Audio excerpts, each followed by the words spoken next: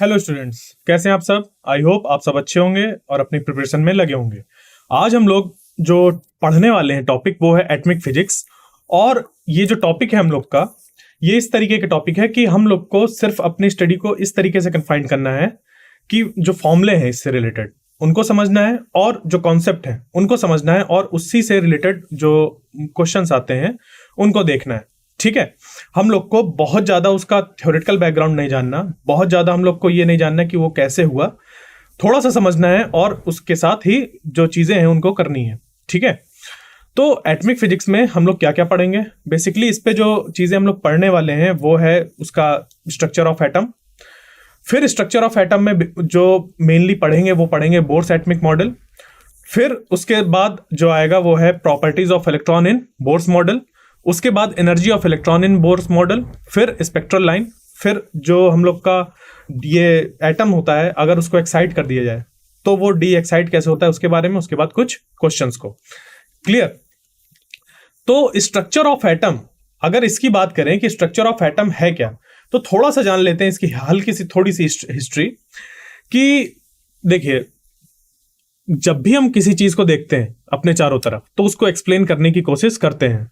ठीक है, और हम लोग ने देखा कि हम लोग के चारों तरफ मैटर है। अब वो मैटर क्या करता है, एक स्पेस एक्वायर करता है। ठीक है, तो कुछ लोगों ने सोचा कि अगर उसको डिवाइड किया जाए, जो हम लोग के सामने कोई भी मटेरियल दिख रहा है उसको डिवाइड किया जाए तो क्या होगा, वो छोटे छोटे पार्ट्स पे ब्रेक हो जाएगा। फिर उसके बाद अगर हम उसको उसी तरीके से डिवाइड करते रहें, ठीक है, इसी तरीके से डिवाइड करते रहें तो होगा क्या कि हम लोग को एक छोटी सी यूनिट मिलेगी उस पूरे मटेरियल की जो कहलाएगा एटम। ठीक है, क्या कहलाएगा, एटम। बट कुछ एक्सपेरिमेंट के थ्रू ये पता चला कि उस एटम को भी डिवाइड किया जा सकता है। ठीक है, बात क्लियर हुई। तो वही चीज हम लोग को पढ़नी है कि अगर एटम भी किसी चीज से मिलकर बना हुआ है तो वो आखिर है क्या।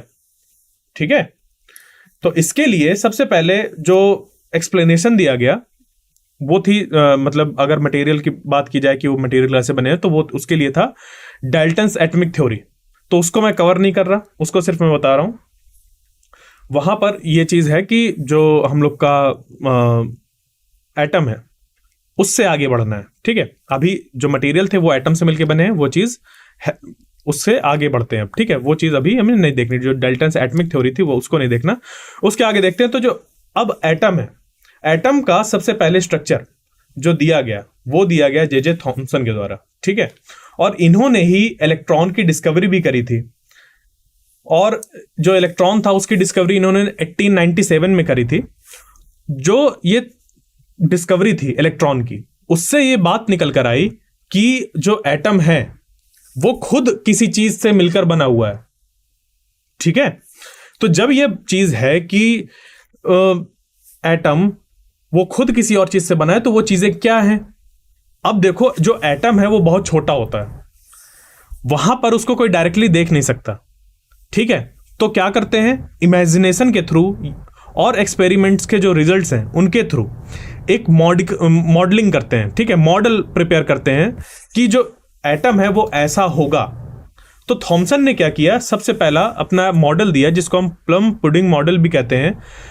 ठीक है, उसमें क्या था, उन्होंने माना अगर ये पूरा इस तरीके का एटम है, जैसे कि अगर इसको वाटरमेलन की अगर बात करें तो अगर ये पूरा एक एटम है हम लोग का, तो ये जो रेड पार्ट पूरा दिख रहा है वो पॉजिटिव चार्ज है, और ये जो बीच में छोटे छोटे ऐसे दाने हैं वो दाने क्या है, निगेटिव चार्ज है, या फिर कह लीजिए कि इलेक्ट्रॉन। ठीक है, तो इस तरीके से थॉमसन ने अपना मॉडल दिया। अब इससे ये बात तो निकल कर आई कि उन्होंने ये एक्सप्लेन कर दिया कि जो एटम है, एटम में पॉजिटिव और निगेटिव चार्ज प्रेजेंट होते हैं। ठीक है, बट जो इस पे ये था कि इस तरीके से डिस्ट्रीब्यूशन था, उस पे जब इस चीज को मानकर एक रदरफोर्ड नाम के जो साइंटिस्ट थे उन्होंने एक्सपेरिमेंट किया, तो उन्होंने कुछ चीजें ऑब्जर्व करी कि अगर एक उन्होंने गोल्ड फाइल ली, ठीक है, और उस गोल्ड फाइल से अल्फा पार्टिकल्स को पास कराया, तो most of the alpha particles जो थे वो उस गोल्ड फाइल से पास हो जा रहे थे। यानी कि जो गोल्ड फॉयल के एटम्स है उसमें ज्यादातर जो स्पेस है वो खाली है, यानी कि वहां पर कुछ भरा नहीं है। तो जैसे कि थॉमसन मॉडल में था कि पूरे हर जगह पॉजिटिव चार्ज था, उसकी वजह से अगर उस तरीके का होता जैसे जे थॉमसन ने बताया था, अगर उस तरीके का एटम होता तो जो भी अल्फा पार्टिकल जा रहे थे, क्योंकि वो पॉजिटिव नेचर के होते हैं और जो एटम माना गया वो भी हर जगह पॉजिटिव माना गया था, तो पॉजिटिव पॉजिटिव रिपल करते हैं, यानी कि यहां पर हर जगह पूरा पॉजिटिव था। तो जो अल्फा पार्टिकल जा रहा था, ठीक है, जो अल्फा पार्टिकल जा रहा था उस पर डाई पॉजिटिव होता है वो, तो वो इससे रिपेल होता हर एक अल्फा पार्टिकल। बट ऐसा नहीं हुआ। ऑब्जर्वेशन क्या था कि ज्यादातर जो अल्फा पार्टिकल्स थे वो सबके सब इसको क्रॉस कर जा रहे थे, ठीक है। तो अभी मैं पूरा का पूरा जो उसका उनका एक्सपेरिमेंट था वो नहीं बताने वाला। उसका जो एसेंस है वो ये है कि रदरफोर्ड ने एक मॉडल दिया एटम का, जिसको हम लोग रदरफोर्ड्स न्यूक्लियर मॉडल कहते हैं, यानी कि उन्होंने इसी को हम लोग प्लैनेटरी मॉडल भी कहते हैं।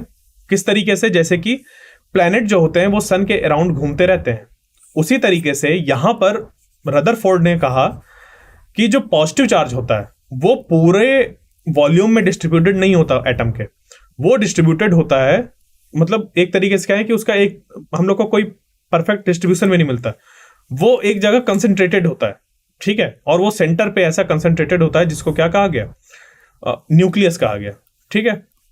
तो पॉजिटिव चार्ज कंसंट्रेटेड होता है एक छोटे से न्यूक्लियस पे बीच में, और उसके चारों तरफ जो इलेक्ट्रॉन होते हैं वो रिवॉल्व करते हैं, ठीक है। उन्होंने कहा कि जो इलेक्ट्रॉन्स है उनके चारों तरफ इसके चारों तरफ रिवॉल्व करते हैं, एक किसी भी ऑर्बिट को वो ले लें और उस पर रिवॉल्व करें। उन्होंने ऐसा अपना मॉडल दे दिया। अब इस मॉडल पे जो ड्रॉबैक्स निकल कर आए, वो ड्रॉबैक ये थे कि अगर एटम को ये मान लें कि वो इस तरीके का है और उसके सेंटर पर पॉजिटिव चार्ज है, उसके चारों तरफ इलेक्ट्रॉन रिवॉल्व कर रहे हैं, अगर ये हम लोग मान ले जैसे कि प्लैनेट के केस में होता है कि बीच में सन, उसके चारों तरफ प्लैनेट घूमते रहते हैं, तो होगा क्या, according to classical electromagnetic theory, जो ये इलेक्ट्रॉन है क्योंकि वो सर्कुलर मोशन में होगा, तो सर्कुलर मोशन यानी कि एक्सेलरेटेड मोशन, ठीक है, ये ध्यान हम रखिएगा, जो सर्कुलर मोशन होता है वो एक्सेलरेटेड मोशन होता है। और क्लासिकल इलेक्ट्रोमैग्नेटिक थ्योरी के अकॉर्डिंग जो एक्सेलरेटेड चार्ज पार्टिकल होते हैं वो रेडिएशन एमिट करते हैं। तो अगर वो रेडिएशन एमिट कर रहे हैं तो वो अपनी जो एनर्जी है उसको लगातार निकालेंगे और फाइनली ये ऐसे रिवॉल्व करते हुए सेंटर में ऐसे गिर जाएगा, जिससे कि जो एटम है वो स्टेबल नहीं रहेगा। तो अगर ये एटम स्टेबल नहीं रहा, ठीक है, अगर ये जो एटम है वो स्टेबल नहीं रहा, तो जो चीजें हम लोग देख रहे हैं वो निकल कर कैसे आ रही हैं, मतलब जो भी हम लोग ऑब्जर्व कर रहे हैं कि हम लोग के सामने चेयर रखी है या दीवार है, कार है, कोई मिट्टी है, वो सब कैसे पॉसिबल है अगर एटम ही अपने आप को खत्म कर दे रहा है। तो ये जो स्टेबिलिटी थी इस मॉडल की, वो कैसे स्टेबल है, उस चीज को रदरफोर्ड एक्सप्लेन नहीं कर पाए थे, मतलब एटम की स्टेबिलिटी को वो एक्सप्लेन नहीं कर पाए थे अपने मॉडल पे। साथ ही साथ एक और ऑब्जर्वेशन था कि देखिए, मान लीजिए कि इससे जो रेडिएशन है वो निकल रहा है, ठीक है, इससे जो रेडिएशन है वो निकल रहा है, तो उसका जो ऑब्जर्वेशन था वो ये था कि एक कंटिन्यूअस स्पेक्ट्रम नहीं मिल रहा था, ठीक है। कंटिन्यूअस स्पेक्ट्रम की जगह पर यहां पर मिल रहा था किस तरीके का, एक डिस्क्रीट नेचर का इस जगह पर हम लोग को जो स्पेक्ट्रम था वो मिल रहा था, यानी कि एक कोई लाइन इधर थी, फिर कोई लाइन इधर थी, फिर कोई लाइन इधर थी, फिर कोई लाइन इधर थी। जैसे रेनबो है, रेनबो क्या होता है, रेनबो होता है हम लोग का कंटिन्यूअस स्पेक्ट्रम, ठीक है, यानी कि उस पे जितने भी कलर्स होते हैं विजिबल लाइट्स वाले, वो सब एक हम लोग का एक बैंड फॉर्म करते हैं जिसको हम लोग कंटिन्यूअस स्पेक्ट्रा कहते हैं। वो क्या है, वहां पर हम लोग ऐसे बाउंड्री डिफाइन नहीं कर सकते कि रेड यहां पर है, वायलेट यहां पर है, वो सब मिक्स्ड होते हैं, ठीक है, ये चीज होती है। तो अब इसकी वजह से क्या है कि यहां पर जो भी चीज हम लोग की निकल कर आई है, ठीक है, कि जो स्पेक्ट्रा था वो कैसा था, कंटिन्यूअस था, बट जो एटम है उसमें वो हम लोग को ऑब्जर्व करने में जो स्पेक्ट्रा था वो कंटिन्यूअस नहीं मिल रहा था, वो डिस्क्रीट मिल रहा था, ठीक है। जैसे कि यहां पर कंटिन्यूअस था, जबकि यहां पर क्या था, हम लोग को इसके स्पेक्ट्रा को ऑब्जर्व करने में वो डिस्क्रीट मिल रहा था, ठीक है, उसके बारे में भी अभी हम लोग आगे बात करेंगे। ठीक, तो ये था क्या, दो ड्रॉबैक रदरफोर्ड के न्यूक्लियर मॉडल की। इस चीज को दूर किया बोर ने अपना मॉडल देकर, जहां पर उन्होंने कहा कि जो पॉजिटिव चार्ज है वो सेंटर पर रहता है।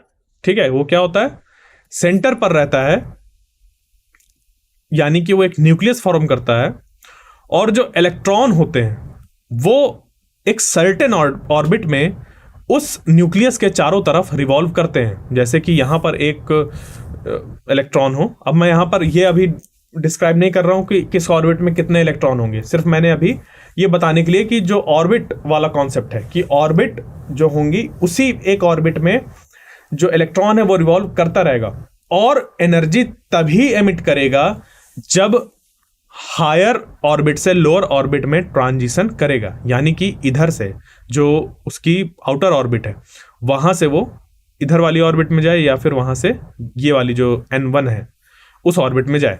ठीक है, ये कुछ बातें थी बोर एटम का उन्होंने जो मॉडल दिया था उसकी। अभी क्या करना है हम लोग को, इसी चीज से रिलेटेड एक डिस्क्रिप्टिव वे में बोर्स एटॉमिक मॉडल को पढ़ना है, क्योंकि जो सारे क्वेश्चंस हैं वो इसी मॉडल पे बेस्ड हैं। बट जो बात है हम लोग की वो यहीं पर आके खत्म नहीं हुई थी। ठीक है, अभी आपके सिलेबस में वो चीजें नहीं है, बट जो एटम का मॉडल है वो यहीं पर आके फिनिश नहीं होता है, उसमें और भी डेवलपमेंट हुए। जैसा कि मैंने शुरुआत में कहा था कि हम लोग के नेचर में जो चीजें हो रही हैं वो तो हो ही रही हैं, हम लोग ऑब्जर्व करते हैं, उनको स्टडी करते हैं और अपना दिमाग दौड़ाते हैं कि वो कैसे हो रहा होगा, एक लॉजिकल रीजनिंग के थ्रू। ठीक है, तो वही क्या है, धीरे धीरे चीजें डेवलप होती हैं। तो अभी हम लोग के जो सिलेबस में है वो है बोर्स मॉडल। इसके आगे और मॉडल है, जैसे कि समरफेल्ड मॉडल होता है जो कि इसमें कुछ करेक्शंस बताए गए थे। उसके बाद वेक्टर एटम मॉडल, फिर क्वांटम मैकेनिकल मॉडल, फिर जो अभी हम लोग का इलेक्ट्रॉन क्लाउड पे बेस्ड मॉडल है वो क्वांटम मैकेनिकल मॉडल का ही एक विस्तृत रूप है। तो वो सारी चीजें इस तरीके से डेवलप होती हैं। बात समझ पे आई? तो अभी हम लोग को किस पे फोकस करना है, बोर्स मॉडल पे। क्लियर? तो अब पढ़ते हैं बोर्स एटॉमिक मॉडल। देखिए, किसी भी मॉडल को बताने के लिए, जैसे कि हमें किसी का थ्योरेटिकल एक्सप्लेनेशन देना है, तो हमें उसके लिए कुछ बातें मानकर चलनी होती हैं कि इसमें ऐसा हो रहा है, तभी हम चीजों को एक्सप्लेन कर पाते हैं। ठीक है, और उनको हम लोग कहते हैं पॉस्टुलेट। जब एक पर्टिकुलर थ्योरी को या किसी जो एक्सपेरिमेंट है या ऑब्जर्वेशन है उसको एक्सप्लेन करने के लिए जब हम कोई थ्योरी दे रहे होते हैं, थ्योरी मॉडल एक ही जैसा है यहाँ पर अभी, जब उसको हम लोग दे रहे होते हैं तो कुछ बातें बोलते हैं कि इसको तो मानकर चलना ही है, जिन्हें हम कहते हैं पॉस्टुलेट्स। तो बोर ने 3 पॉस्टुलेट दिए थे, जिसमें से कि ये है पहला वाला पॉस्टुलेट। ठीक है, फर्स्ट पॉस्टुलेट उन्होंने कहा an electron in an atom could revolve in certain stable orbits without the emission of radiant energy। जैसा कि रदरफोर्ड मॉडल का ड्रॉबैक था कि अगर वो ऑर्बिट में रिवॉल्व कर रहे हैं तो उस पर लगातार एक्सेलरेशन की वजह से वो लगातार अपनी जो एनर्जी है उसको रिलीज करेगा और फाइनली जो होगा वो जाकर जो न्यूक्लियस है उससे टकरा जाएगा। तो उन्होंने उस चीज की जो डिस्क्रिपेंसी जनरेट हो रही थी उसको निकालने के लिए उन्होंने एक पॉस्टुलेट दे दिया कि जो इलेक्ट्रॉन है वो रिवॉल्व करेगा न्यूक्लियस के चारों तरफ एक सर्टेन ऑर्बिट में। क्लियर? और उस ऑर्बिट की रेडियस होगी कुछ। अब ये रिवॉल्व कैसे करेगा? देखिए, अगर ये न्यूक्लियस है तो ये पॉजिटिव चार्ज होगा और ये इलेक्ट्रॉन है तो ये निगेटिव चार्ज होगा। उन्होंने जो मॉडल दिया था वो हाइड्रोजन एटम का दिया था, और हाइड्रोजन एटम का देने का मतलब कि यहां पर सेंटर पर एक प्रोटॉन था और एक इलेक्ट्रॉन था। ठीक, साथ ही साथ जो हम लोग का हाइड्रोजन एटम का मॉडल था उसको हम लोग थोड़ा सा एक्सटेंड करके जो हाइड्रोजन जैसे हम लोग एटम बना सकते हैं उनके मॉडल को भी स्टडी कर सकते हैं। ठीक है, तो उस पर इंक्लूड क्या करते हैं, जैसे कि हीलियम है। अगर हीलियम की बात करें कि हीलियम में क्या होगा, सेंटर पर 2 प्रोटॉन होंगे, 2 न्यूट्रॉन होंगे और उसके चारों तरफ 2 इलेक्ट्रॉन होंगे। तो अगर मैं सेंटर में क्या करूं, 2 ऐसे मान लूं कि यहां पर 2 प्रोटॉन है। ठीक है, क्योंकि अभी हमें उनके बीच में अट्रैक्शन देखना है। तो ये मान लो कि ये है, और जो न्यूट्रॉन है तो वो तो प्रेजेंट ही है, बट अभी चार्ज की बात हो रही, तो दो ऐसे पॉजिटिव चार्ज हो गए। और जो ऑर्बिट है उसके चारों तरफ, उस पे से एक इलेक्ट्रॉन को अगर निकाल दूं तो क्या बचेगा, एक इलेक्ट्रॉन बचेगा। ठीक है, तो यहां पर जो पॉजिटिव चार्ज हो गया वो बढ़ गया, बट जो आउटर सेल में इलेक्ट्रॉन है वो एक ही है। तो इस तरीके के जो एटम हम लोग फॉर्म कर सकते हैं। ठीक है, ये स्टेबल है या नहीं है, बट इसकी स्टडी हम लोग कर सकते हैं। तो इसको हम लोग कहते हैं हाइड्रोजन के जैसे हम लोग फॉर्म कर रहे हैं। ठीक है, तो ये हो गया हीलियम, और यहां पर क्या है, ये सिंगल चार्ज्ड है। इस तरीके से बात समझ पे आई? बात क्लियर यहां तक?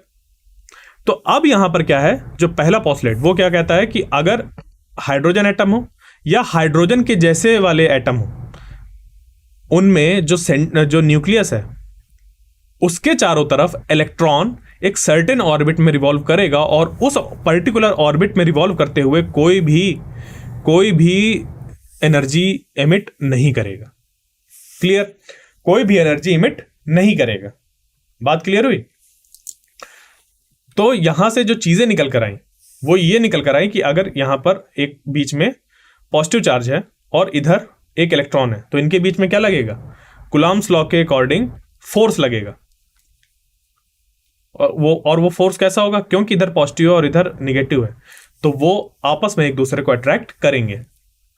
ठीक है, तो जो इलेक्ट्रॉन है उस पर फोर्स लगेगा इस तरफ। अब ये जो फोर्स है वो प्रोवाइड करेगा सेंटीपिटल फोर्स इस इलेक्ट्रॉन को इसके चारों तरफ घूमने के लिए। ठीक है, इसके चारों तरफ घूमने के लिए ये सेंटीपिटल फोर्स प्रोवाइड करेगा। यानी कि ये जो हम लोग का निकल कर आया, ठीक है, ये क्या है यहां पर देखिए, अगर बीच में मान लिया कि Z नंबर ऑफ प्रोटॉन्स है, यानी कि Z क्या हो गया हम लोग का एटॉमिक नंबर, तो उसका चार्ज हो गया Ze, और उसके चारों तरफ एक ऑर्बिट में अगर एक इलेक्ट्रॉन रिवॉल्व कर रहा है तो उसका चार्ज हो गया E। तो 1k, और ये जो k है वो है 1/4 पाई एप्सिलॉन नॉट, तो 1/4 पाई एप्सिलॉन नॉट Ze, ठीक है, into E divided by Rn। Rn क्या है, सेंटर से इस इलेक्ट्रॉन की डिस्टेंस, ये चीज। तो ये हो गया हम लोग का कूलॉम्स लॉ के अकॉर्डिंग जो फोर्स निकल कर आया है वो, और इसको बराबर कर दिया गया सेंटीपिटल फोर्स के बराबर, जो कि हम लोग का होता है mvn² divided by Rn। Rn जहां पर ये रेडियस हो गया और Vn हो गया इस पार्टिकल की वेलोसिटी। क्लियर?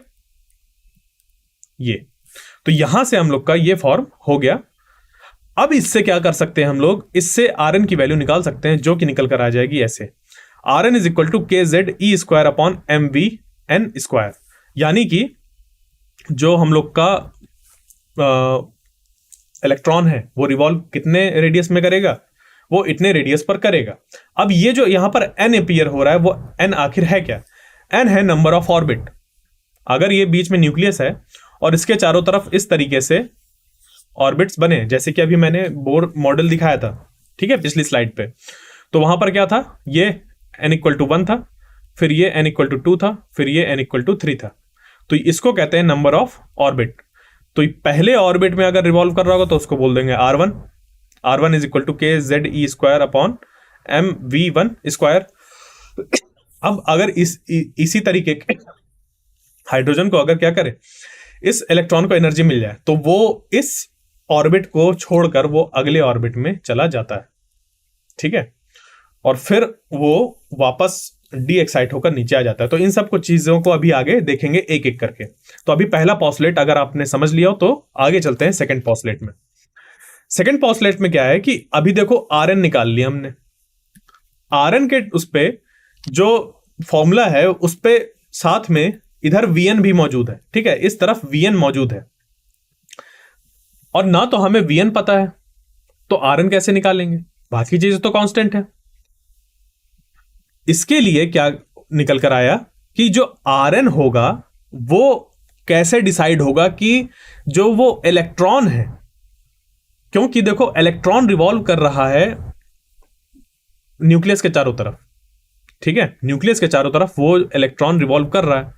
अब वो किस ऑर्बिट में होगा वो कैसे डिसाइड होगा, वो डिसाइड होता है उसके लिए उन्होंने एक पॉस्टुलेट दिया जिसको हम लोग कहते हैं बोर्स क्वांटाइजेशन कंडीशन, ठीक है।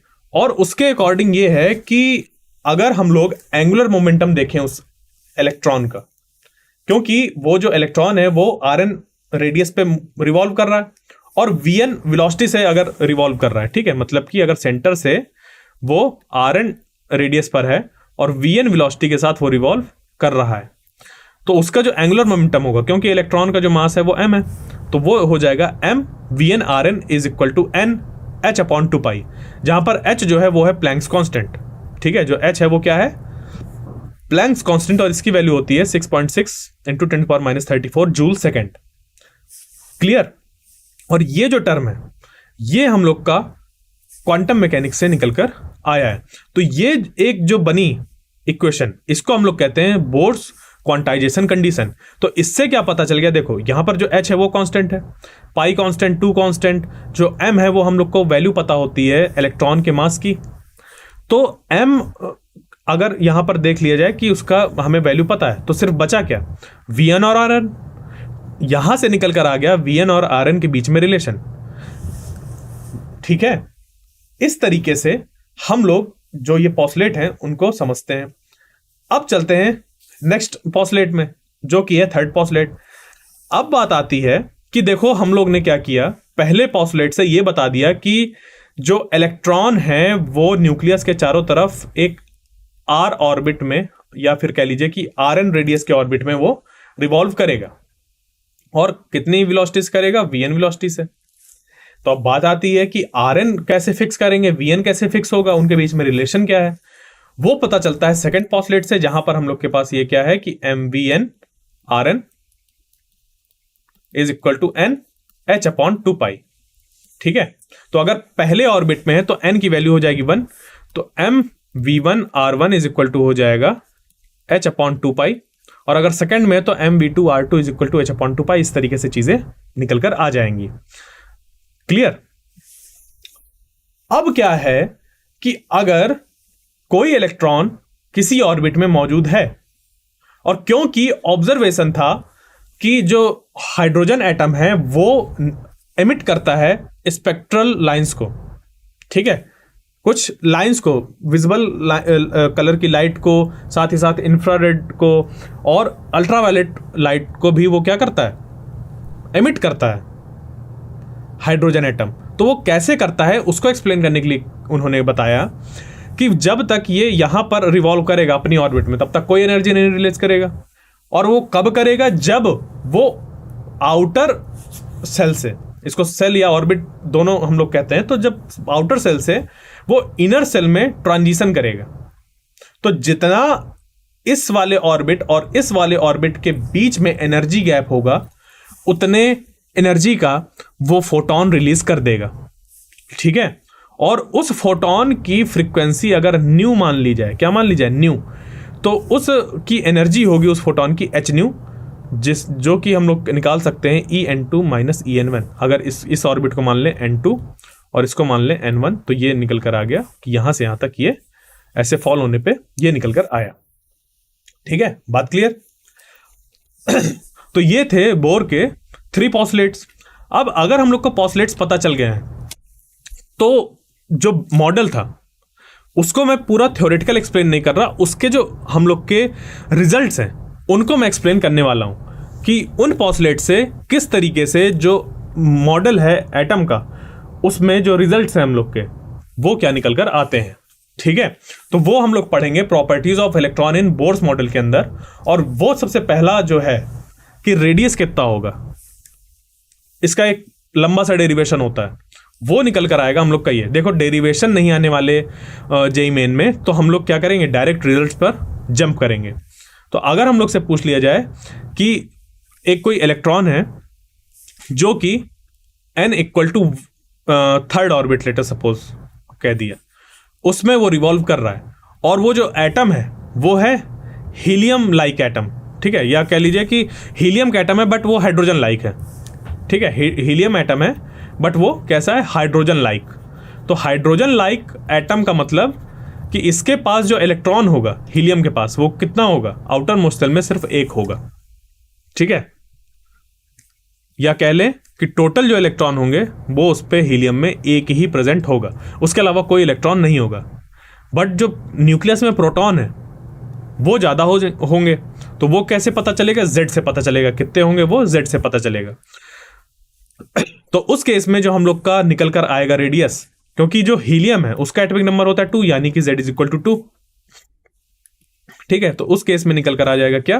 देखो, इसमें बाकी चीजें कांस्टेंट है, H कांस्टेंट है, पाई कांस्टेंट है, 1/4 पाई एप्सिलॉन नॉट कांस्टेंट है, E कांस्टेंट है, MC कांस्टेंट है। तो ये सब के सब कैसे हैं? ये सब के सब कांस्टेंट है। ठीक है, यहां पर ये C कांस्टेंट है, तो ये सब के सब कांस्टेंट होने की वजह से ये क्या होगा? एक हम लोग के पास कांस्टेंट वैल्यू निकल कर आ जाएगी, और ये आ गया एंगस्ट्रॉम। ठीक है, ये यूनिट है। ये क्या है? एंगस्ट्रॉम यूनिट है।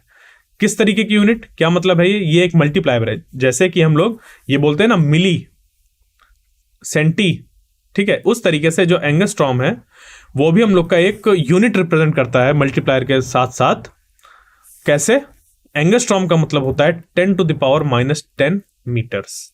ठीक है, एंगस्ट्रॉम इस मीटर के साथ यूनिट को 10⁻10 को रिप्रेजेंट करता है। ठीक है, जैसे नैनोमीटर बोलते हैं, नैनोमीटर का मतलब होता है 10⁻9 मीटर्स। तो जब यहां पर ये हम लोग का किसी तरीके से 10⁻10 कहीं पर लिखने होता है और साथ में मीटर होता है तो उसको एंगस्ट्रॉम लिखते हैं। ठीक है, 10⁻10 मीटर्स। तो मीटर जब 10⁻10 मल्टीप्लायर के साथ मल्टीप्लाइड हो तो वो बन जाता है एंगस्ट्रॉम। बात समझ पर आई?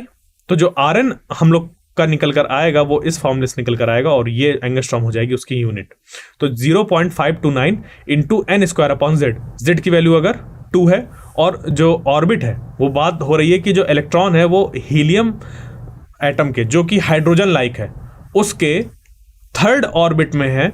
उसके लिए वो जो थर्ड ऑर्बिट की रेडियस है, मतलब वो जो ऑर्बिट है वो सेंटर से कितनी दूरी पर है, तो उसको हम लोग निकाल लेंगे इसकी हेल्प से। Rn is equal to this. इसको हमें ध्यान नहीं रखना, ये हमें ध्यान रखना है, ये इंपॉर्टेंट है। तो यहां से एक बात और निकल कर आती है, जो Rn है वो डायरेक्टली प्रोपोर्शनल है n स्क्वायर के, और जो Rn है वो इनवर्सली प्रोपोर्शनल है z के। z जैसे जैसे बढ़ेगा, यानी कि हाइड्रोजन है तो हम लोग के पास z इक्वल टू 1 है, फिर हीलियम हो गया तो वहां पर 2 हो गया, फिर लिथियम हो गया तो 3 हो गया। इस तरीके से बेरिलियम, बोरोन के जैसे जैसे हम लोग आगे बढ़ते जाएंगे वैसे वैसे z हम लोग का बढ़ता जाएगा, और जो रेडियस है उनका वो रिड्यूस होता जाएगा। पहले ऑर्बिट का ही रेडियस रिड्यूस होता जाएगा।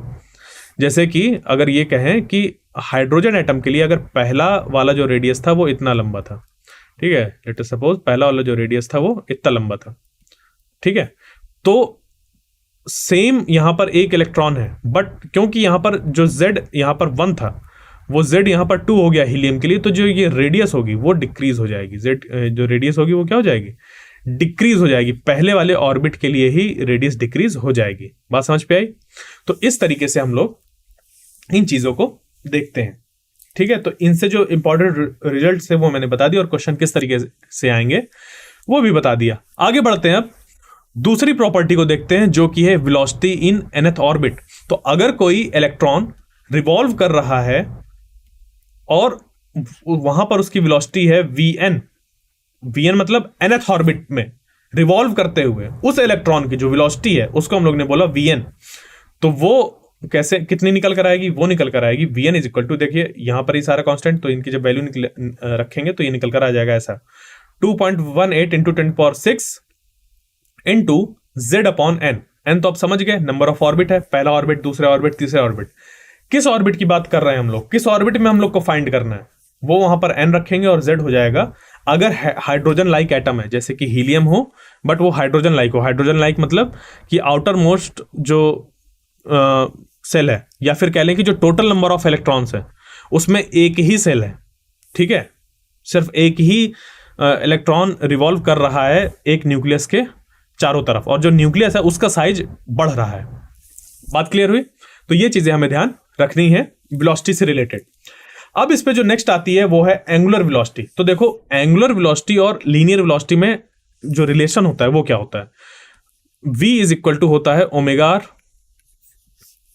इससे अगर हम लोग को एंगुलर वेलोसिटी बतानी तो ओमेगा इज इक्वल टू हो जाएगा v बाई r, और हम लोग को बतानी किस पे? nth ऑर्बिट में, तो ये हो जाएगा ओमेगा n और ये vn और ये rn।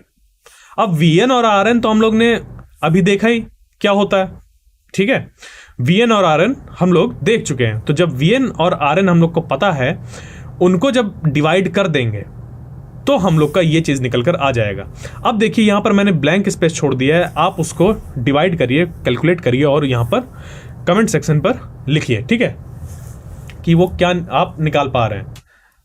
अब देखिए इसमें जो क्वेश्चन बनते हैं, यहां पर वो कांस्टेंट वैल्यू पे ज्यादा फोकस नहीं करते, वो फोकस करते हैं इनके रिलेशंस के साथ। जैसे कि क्वेश्चन ये आएगा, एंगुलर वेलोसिटी, अगर पहले हम लोग के पास हाइड्रोजन एटम था और फिर हीलियम एटम हो जाए तो एंगुलर वेलोसिटी कितनी डिक्रीज होगी या इंक्रीज होगी, कि वो क्या होगा। बात समझ पे आई? तो देखो पहले क्या था हम लोग का, z इक्वल टू 1 था, बाद में z इक्वल टू हो गया 2। तो पहले केस में देखो Wn जो है वो directly proportional to z square, ठीक है। तो इसका जब हम लोग इस्तेमाल करेंगे तो Wn क्या निकल कर आएगा, अगर हम लोग सेम ऑर्बिट की बात कर रहे हैं, पहले वाले ऑर्बिट की ही बात कर रहे हैं, तो यहां पर n इक्वल टू 1 ले रहा हूं मैं, तो ये कुछ कांस्टेंट वैल्यू यहां पर होगी, यहां पर कुछ कांस्टेंट वैल्यू होगी, बट हम लोग को किस पे ध्यान देना है, इस पे। वो हो जाएगा, let us suppose constant value alpha मान लीजिए, अल्फा कांस्टेंट वैल्यू हो गई, और ये जो z है यहां पर क्योंकि 1 है तो ये हो गया, और इसके लिए जो निकल कर आएगा वो omega is equal to alpha 2 square हो जाएगा, जो कि हो जाएगा 4 अल्फा। ये था क्या, हाइड्रोजन, और ये था हीलियम के लिए।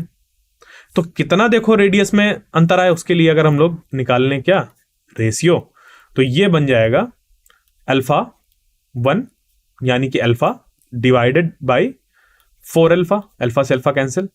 तो हुआ क्या कि जैसे ही z इंक्रीज हुआ बाकी पैरामीटर्स को सेम रखते हुए, तो जो एंगुलर वेलोसिटी थी वो हाइड्रोजन से हीलियम हुआ, यानी कि z इक्वल टू 1 से z इक्वल टू 2 हुआ, तो जो एंगुलर वेलोसिटी थी वो 4 टाइम्स हो गई, ठीक है। इसी को अगर देखें तो ये लिख सकते हैं इसको क्रॉस मल्टीप्लाई करके कि omega h is equal to 4 omega h, ठीक है। तो जो भी चीजें हम लोग की निकल कर आएंगी या फिर जो क्वेश्चन पूछे जाते हैं वो इनमें रिलेशन में पूछे जाते हैं। तो क्या निकल कर आया हम लोग के पास, वो ये निकल कर आया कि जो ओमेगा n है वो डायरेक्टली प्रोपोर्शनल है z स्क्वायर के, ठीक है। ये यहां पर अल्फा है, इसको अगर आप कंफ्यूज हो रहे हो डायरेक्टली प्रोपोर्शनल तो लिख दूं बीटा में, ठीक है, कोई यहां पर फर्क नहीं पड़ेगा किसी भी तरीके से, ठीक है, क्योंकि वो एक कांस्टेंट है, उसको कट ही जाना है आगे चलकर। तो यहां पर ये बीटा हो जाएगा, इस तरीके से ये भी यहां पर बीटा हो जाएगा, जो कि ऐसे कैंसिल आउट हो गया। तो ये ध्यान रखिएगा। और जो एंगुलर वेलोसिटी होती है, जैसे जैसे एक किसी एटम, ठीक है, सेम एटम का जब हम लोग जो नंबर ऑफ सेल होता है उसको इंक्रीज करते जाते हैं, तो वैसे वैसे एंगुलर वेलोसिटी जो होती है वो डिक्रीज होती जाती है, क्योंकि वो इनवर्सली प्रोपोर्शनल होता है n क्यूब के। बात क्लियर? आगे बढ़ते हैं अब, फ्रीक्वेंसी इन nth ऑर्बिट। अब देखो हम लोग ने क्या किया, ओमेगा n अगर फाइंड कर लिया, वो एंगुलर वेलोसिटी भी है और उसको हम लोग एंगुलर फ्रीक्वेंसी भी कहते हैं। और एंगुलर फ्रीक्वेंसी और लीनियर फ्रीक्वेंसी के बीच में जो रिलेशन होता है वो ये होता है कि omega n is equal to होता है 2 पाई fn, जहां पर ओमेगा n है एंगुलर फ्रीक्वेंसी और जो ये fn है वो है हम लोग की लीनियर फ्रीक्वेंसी। तो अगर हम लोग को फ्रीक्वेंसी फाइंड करनी है तो उसके लिए निकाल सकते हैं क्या, fn is equal to omega n upon 2 pi, जो कि फिर वही चीज है कि ओमेगा n की वैल्यू आपने निकाली, उसको डिवाइड करिए 2 पाई से, तो निकल कर आ जाएगा हम लोग की उस इलेक्ट्रॉन की nth ऑर्बिट में फ्रीक्वेंसी। और यहां पर भी देखें कि ये जो है वो है z स्क्वायर के प्रोपोर्शनल, और कैसा प्रोपोर्शनल है, डायरेक्टली प्रोपोर्शनल और इनवर्सली प्रोपोर्शनल है यहां पर n क्यूब के, ठीक है। बात क्लियर हुई? ये चीजें ध्यान रखनी है। तो कैसा भी अगर हम लोग का है क्वेश्चन, उस पे इन्हीं चीज को अप्लाई करना है। तो अगर दो अलग अलग एटम पे कंपैरिजन करा रहा है और सेम ऑर्बिट पे, ठीक है, ये मान कह रहा है कि सेम ऑर्बिट में चीजें, बट जो कंपैरिजन है वो किस पे, दो डिफरेंट एटम में। तो हमें ध्यान देना है इस बात पर कि जो Fn है वो z स्क्वायर के प्रोपोर्शनल है, डायरेक्टली प्रोपोर्शनल है। और अगर सेम एटम में डिफरेंट डिफरेंट जो नंबर ऑफ ऑर्बिट है उसकी बात हो रही है कि इधर से इधर गया या उधर से उधर गया, उस केस में हम लोग को ये चीजें यूज करनी है। और अगर कोई एक ऐसा केस आता है जहां पर कि जो z है और जो n है वो दोनों के दोनों चेंज हो रहे हो, तो हमें पूरा का पूरा इस फॉर्मूले का यूज करना है और फिर चीजें निकाल लेनी है। बात समझ पर आई? तो आगे बढ़ते हैं अब और चलते हैं time period in nth orbit. हम लोग जानते हैं कि जो टाइम पीरियड होता है वो होता है 1 अपॉन फ्रीक्वेंसी।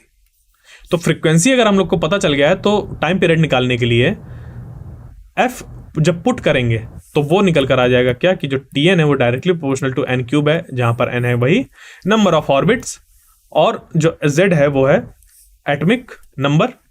ठीक है, कि जो प्रोटॉन, जो हम लोग का प्रोटॉन का नंबर है वो कितना है। ठीक है, न्यूक्लियस में प्रोटॉन कितने नंबर्स पर हैं ये हम लोग को पता होना चाहिए। तो जो Tn होगा वो इनवर्सली प्रोपोर्शनल होगा यहाँ पर z² के। ठीक है, तो ये दो बातें ध्यान रखनी है हम लोग को इससे रिलेटेड, जब अगर टाइम पीरियड पूछा जाता है। देखो यहाँ पर वो डिवाइड करके आप रखेंगे तो ये कांस्टेंट वैल्यू निकाल लेंगे, तो आप इसको निकालिए। ठीक है, आप इसको निकालिए, वेरीफाई करिए, चीजें आपको क्लियर होंगी। हर एक फॉर्मूले को याद नहीं करना पड़ेगा, आप सिर्फ Rn और Vn को याद करके बाकी चीजें निकाल सकते हैं। ठीक है, क्योंकि वहीं से तो चीजें लेकर मैं आगे बढ़ रहा हूं। आगे चलते हैं अब कि अगर पूछ लिया जाए, ये देखिए जितनी भी चीजें मैं बता रहा हूं उसमें ये सब कहीं ना कहीं पूछा गया है जेईई मेन में। क्लियर? तो अगर ये पूछ लिया गया कि एक इलेक्ट्रॉन जो कि nth ऑर्बिट में रिवॉल्व कर रहा है उसमें कितना करंट होगा, उस ऑर्बिट में उस इलेक्ट्रॉन की वजह से कितना करंट होगा, तो देखो सिंपल सा जो करंट की डिफिनेशन होती है वो क्या होती है? Charge upon time. हाँ या ना? इसी को अगर मैं लिखूं तो ये लिख सकता हूं कि चार्ज इनटू 1/t, और 1/t का मतलब क्या हो जाएगा? फ्रीक्वेंसी। हाँ या ना? तो चार्ज इनटू फ्रीक्वेंसी ये हो जाता है। ठीक है, समझ पे आया? तो देखो ये क्या हुआ, चार्ज की जगह पर लिख देंगे हम लोग E और फ्रीक्वेंसी की जगह Fn, क्योंकि nth ऑर्बिट पे निकालना है और Fn वाली हम लोग फ्रीक्वेंसी निकाल चुके हैं। तो जब उसको भी निकालेंगे तो जो करंट होगा वो भी हम लोग का यहां से निकल कर आ जाएगा कि जो In है वो डायरेक्टली प्रोपोर्शनल हो गया z² के, और जो In है वो इनवर्सली प्रोपोर्शनल हो गया n³ के। देखिए मैं फिर से बोल दूं कि यहां पर मैं जो कांस्टेंट वैल्यूज हैं उनको पुट नहीं कर रहा, आप उनको डिवाइड कर कर निकाल सकते हैं। ठीक है, क्योंकि जब क्वेश्चन पूछता है वो ऐसे दो चीजों को कंपेयर करा के पूछता है।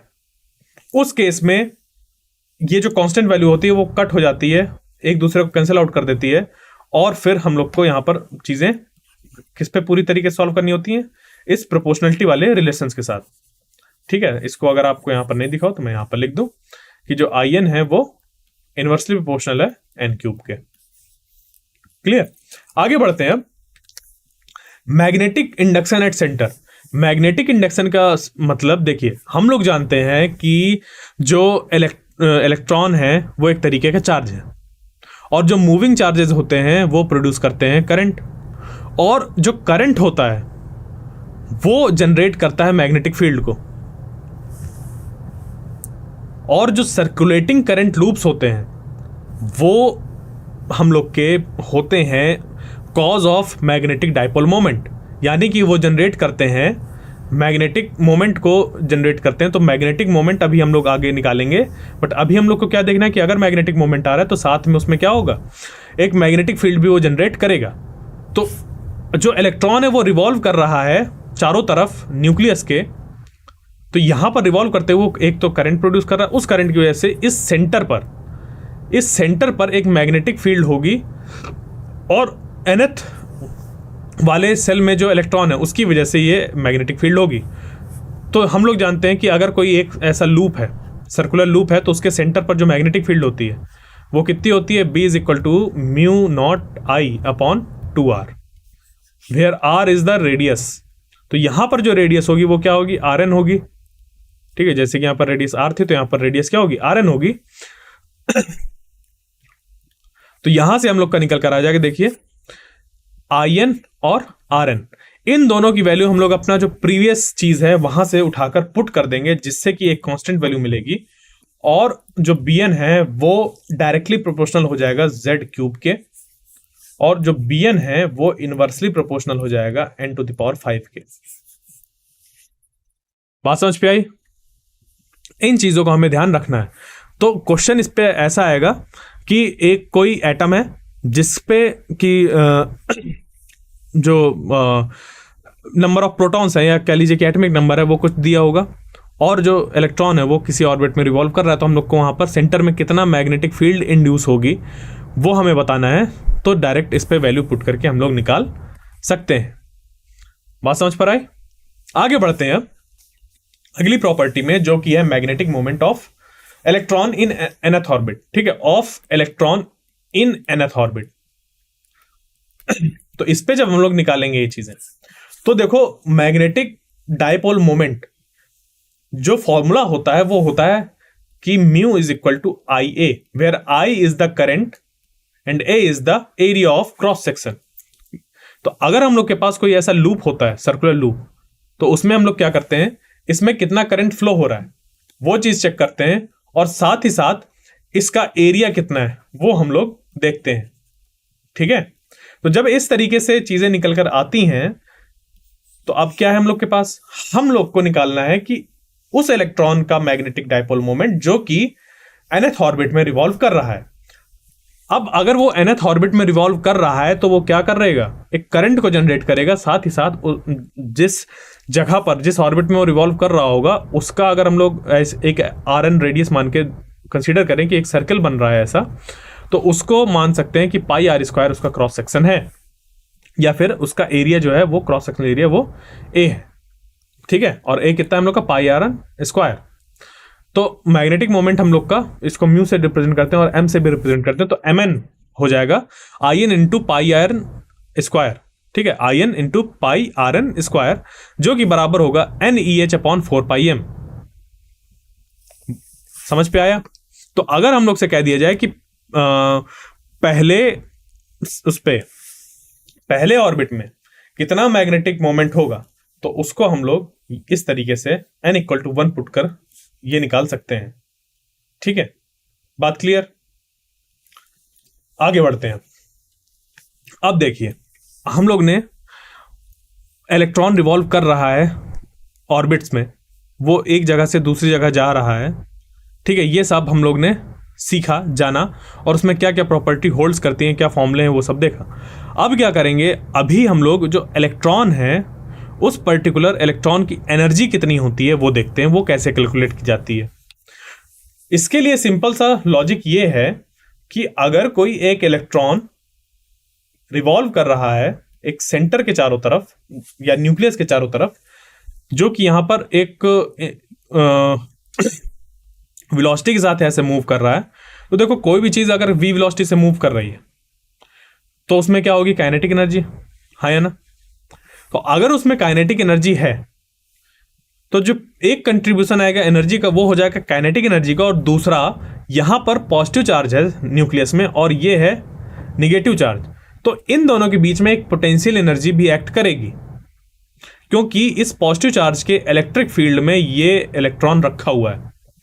तो उस वजह से क्या होगा, एक पॉजिटिव चार्ज और एक इलेक्ट्रॉन के आपस में एक जगह पर होने की वजह से उसमें एक अट्रैक्टिव पोटेंशियल एनर्जी जनरेट होगी।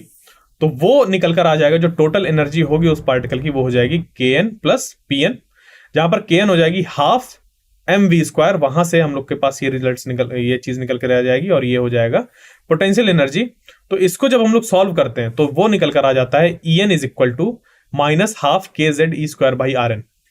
ठीक है, अब देखिए अगर गौर से, तो यहां पर हम लोग को ध्यान क्या क्या रखना है, क्या क्या चीजें हम लोग को पता होनी चाहिए। तो ये हम लोग को एक्सप्रेशन ऐसे पर्टिकुलर पूरे याद करने की जरूरत नहीं है। ठीक है, यहां पर याद रखने वाली बात यह है कि अगर कहीं पर जो एनर्जी है हम लोग की टोटल एनर्जी वो E है और काइनेटिक एनर्जी K है, साथ में जो उसकी पोटेंशियल एनर्जी वो P है, तो देखो ये जो पोटेंशियल एनर्जी निकल कर आई वो कितनी है, ये गौर से देखो, ये जो 3 तरीके की हम लोग की एनर्जी है, काइनेटिक एनर्जी, पोटेंशियल एनर्जी और टोटल एनर्जी, उन सब में एक रिलेशन फाइंड किया जा सकता है। अगर इसको मैं कांस्टेंट मान लूं, ठीक है, और वो कांस्टेंट कितना, kze स्क्वायर अपॉन Rn, अगर इसको मैं क्या मान लूं, P मान लूं, ठीक है, या पी नॉट मान लो, तो जो हम लोग की पोटेंशियल एनर्जी होगी, जो ये अगर इस कांस्टेंट को पी नॉट मान ले, अभी देखिए आप कहेंगे कि इस पे कांस्टेंट कैसे, इस पे तो आर एन है। तो एक मैं पर्टिकुलर ऑर्बिट के लिए बात कर रहा हूं कि उस ऑर्बिट में अगर इलेक्ट्रॉन की पोटेंशियल एनर्जी, काइनेटिक एनर्जी और टोटल एनर्जी की बात हमें करनी हो, ठीक है, एक कोई इलेक्ट्रॉन चूज करिए, उस पर्टिकुलर इलेक्ट्रॉन की बात हो रही है एक ही टाइम पर कि उस पर कितनी पोटेंशियल एनर्जी, काइनेटिक एनर्जी और टोटल एनर्जी होगी। तो उस केस में क्या रिलेशन बैठता है कि अगर मैं इसको मान लूं कि पोटेंशियल एनर्जी उसकी पी नॉट है, तो जो मतलब ये वाला टर्म पी नॉट है, तो पोटेंशियल एनर्जी हो जाएगी माइनस पी नॉट, और जो काइनेटिक एनर्जी हो जाएगी वो हो जाएगी पी नॉट बाई टू, और जो टोटल एनर्जी होगी वो हो जाएगी minus P not by two. तो यहां से और क्या चीजें हमें पता चली कि जो टोटल एनर्जी होती है, ठीक है, जो टोटल एनर्जी होती है वो होती है माइनस ऑफ के यानी कि काइनेटिक एनर्जी बोल रहे हैं हम लोग, ठीक है। जो टोटल एनर्जी होती है वो होती है माइनस ऑफ के, और जो टोटल एनर्जी होती है वो हाफ टाइम्स होती है पोटेंशियल एनर्जी की, ठीक है। जो काइनेटिक एनर्जी होती है वो होती है हाफ टाइम्स पोटेंशियल एनर्जी की। ये दो चीजें हम लोग को यहां पर ध्यान रखना है, और जो भी यहां पर बताया, क्योंकि यही वो चीजें हैं जहां से क्वेश्चन बनते हैं, ठीक है। इन्हीं को हम लोग ट्रिक्स नाम देते हैं, बट ये ट्रिक्स क्या है, ये तो हम लोग की चीजें निकल कर आ रही हैं। ट्रिक्स बोल सकता हूं कि ये देखो, ये याद रखना, ये याद रखना, बट ट्रिक्स क्या होती हैं? ट्रिक्स वही होती हैं कि जब हम लोग किसी चीज की बार बार प्रैक्टिस करते हैं तो हम लोग को वो याद हो जाती हैं, कि पूरा इस तरीके से हम लोग सॉल्व करने के बजाय अगर डायरेक्ट इसको रखें तो ये कुछ ऐसा दे देगा, वही ट्रिक्स बन जाती है हम लोग की। तो आप ट्रिक्स अपनी खुद की बनाइए, ठीक है, वो बहुत आसान रहता है। तो ट्रिक्स की डिफिनेशन समझ गए? ट्रिक्स ये नहीं होता कि हम लोग ने उसको याद कर लिया, क्या है हमें मतलब ही नहीं है, नहीं, ऐसा नहीं होना चाहिए। चीजें समझिए, रिलेट करिए। तो जब आप रिलेट करेंगे और एक लंबे प्रोसेस से होकर गुजरेंगे, तो आखिरी में जो पॉइंट बचेगा, जिसको हम लोग इस तरीके से कह सकते हैं कि ये टोटल एनर्जी निकालने का जो फॉर्मूला है वो है -13.6 into Z square upon N square और इलेक्ट्रॉन वोल्ट। तो ये इस तरीके से अगर हो गया, और यहां पर हम लोग कह दें कि जो ई एन है वो डायरेक्टली प्रोपोर्शनल जेड स्क्वायर है, और आप सिर्फ याद कर लें कि E N is equal to, इतना बड़े फॉर्मूले के बजाय E N directly proportional to Z square. तो वो हो जाएगा हम लोग का ट्रिक, कि फिर हम लोग को हर एक चीज को ना देखते हुए सिर्फ आखिरी में जंप कर जाना है क्वेश्चन के अकॉर्डिंग, कि वो क्वेश्चन क्या पूछ रहा है, तो वो बन जाता है ट्रिक, ठीक है। तो इस तरीके से अपनी ट्रिक आप फॉर्म करिए, और ये जो होता है वो होता है हाफ ऑफ पोटेंशियल एनर्जी, ठीक है, हाफ ऑफ पोटेंशियल एनर्जी, ये होती है हम लोग की टोटल एनर्जी। बात समझ पे आई? यहां से आप लोग समझ सकते हैं जैसे कि मैंने बताया। तो इसको हम लोग ट्रिक्स की तरह यूज करते हैं, बट ये कैसे निकल कर आती हैं, यहां से चीजें निकल कर आती हैं, ठीक है। अब अगर हम लोग सीधे से सिंपल बात करें कि यहां पर एक इलेक्ट्रॉन है, वो nth ऑर्बिट में रिवॉल्व कर रहा है, तो उसकी एनर्जी कितनी होगी? तो अगर हम लोग ने सिर्फ एनर्जी बोला है, तो इसका मतलब है कि हम लोग टोटल एनर्जी की बात कर रहे हैं, ठीक है। तो फिर से वही चीज आ जाती है कि कुछ कांस्टेंट टर्म्स होंगे, उनको जब हम लोग सॉल्व करेंगे तो हम लोग को मिल जाएगा -13.6 into Z square upon N square electron volt. तो ये एक कांस्टेंट हो गया, उस पर मल्टीप्लाई होगा जेड स्क्वायर और डिवाइड होगा एन स्क्वायर से, यानी कि जो एनर्जी है, ठीक है, यानी कि जो एनर्जी है वो क्या है, वो directly proportional to Z square है।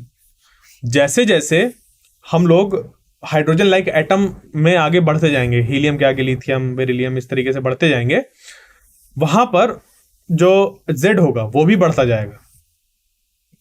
जेड बढ़ने की वजह से nth ऑर्बिट वाले इलेक्ट्रॉन की जो एनर्जी होगी डिफरेंट डिफरेंट एटम के लिए, वो बढ़ती जाएगी। बात क्लियर?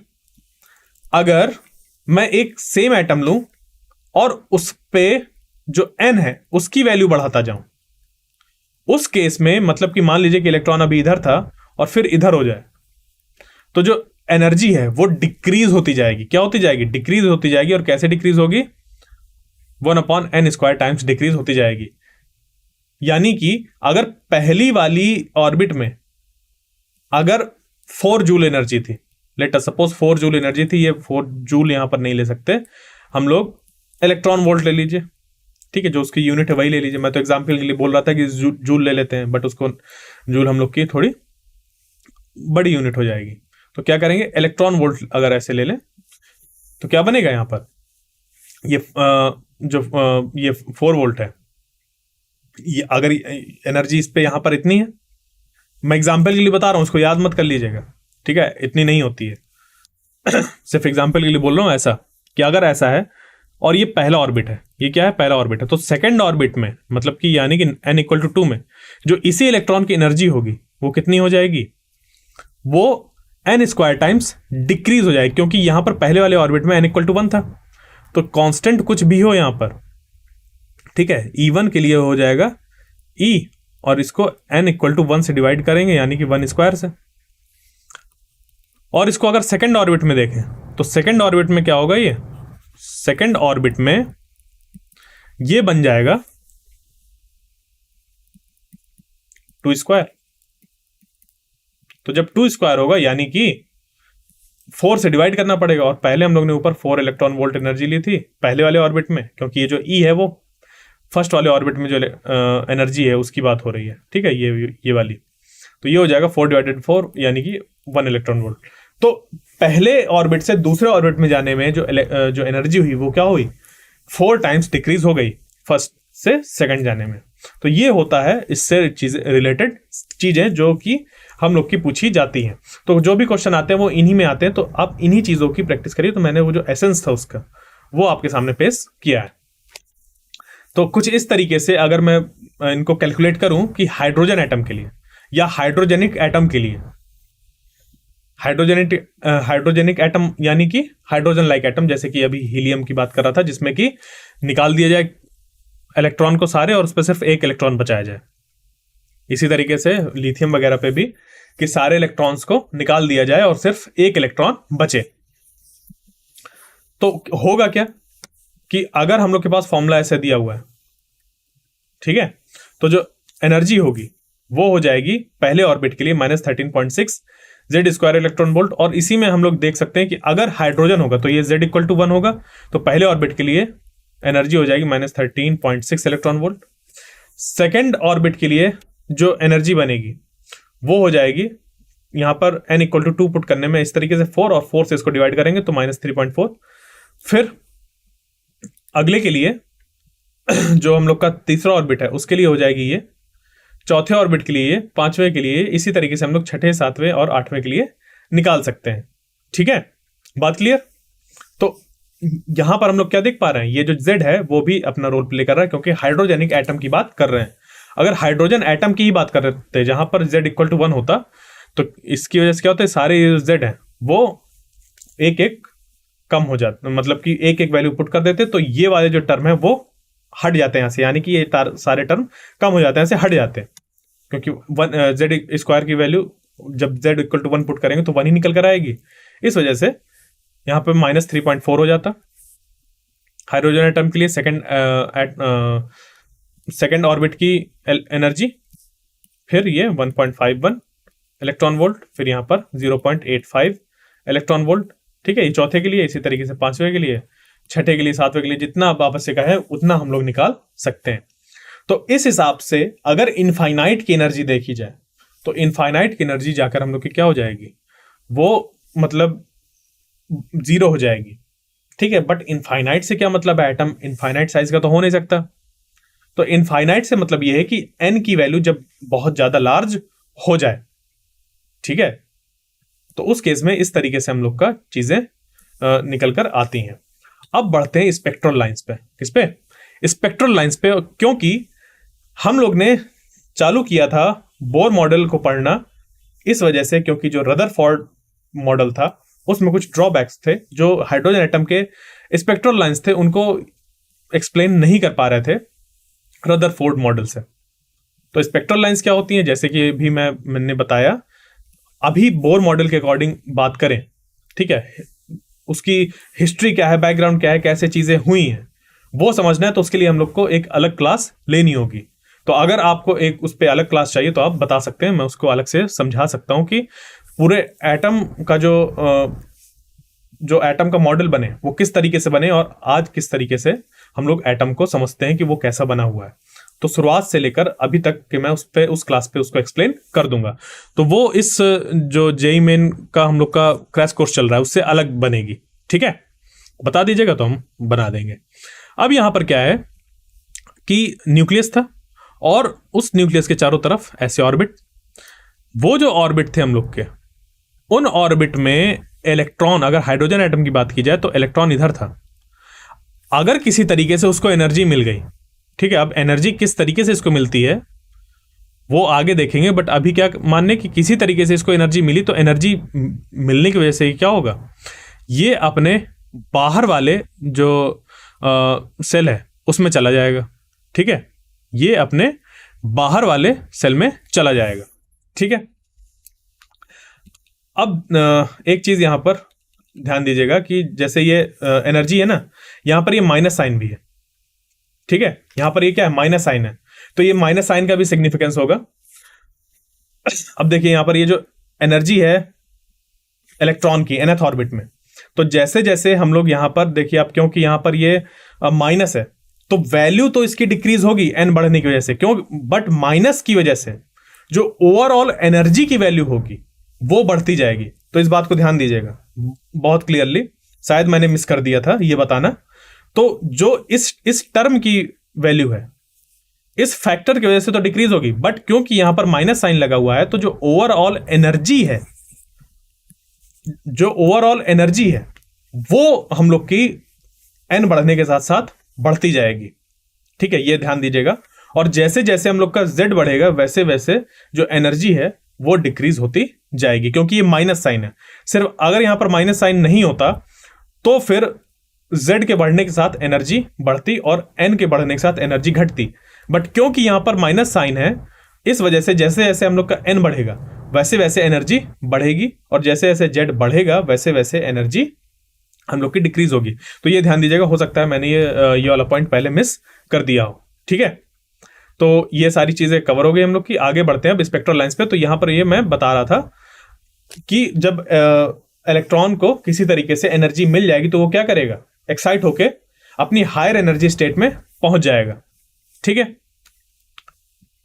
तो यहां पर था, इधर पे n = 1 हुआ, फिर उसके बाद जो अगले इस पे है वो ये n = 2 हुआ।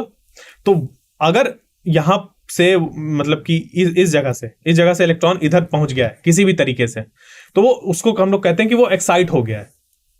ठीक है, हम लोग क्या कहते हैं, वो एक्साइट हो गया है। तो वो जो एक्साइटेशन होता है वो दो तरीके से हो सकता है, या तो फोटोन की वजह से या तो किसी पार्टिकल के वहां पर जाके कोलिजन होने की वजह से।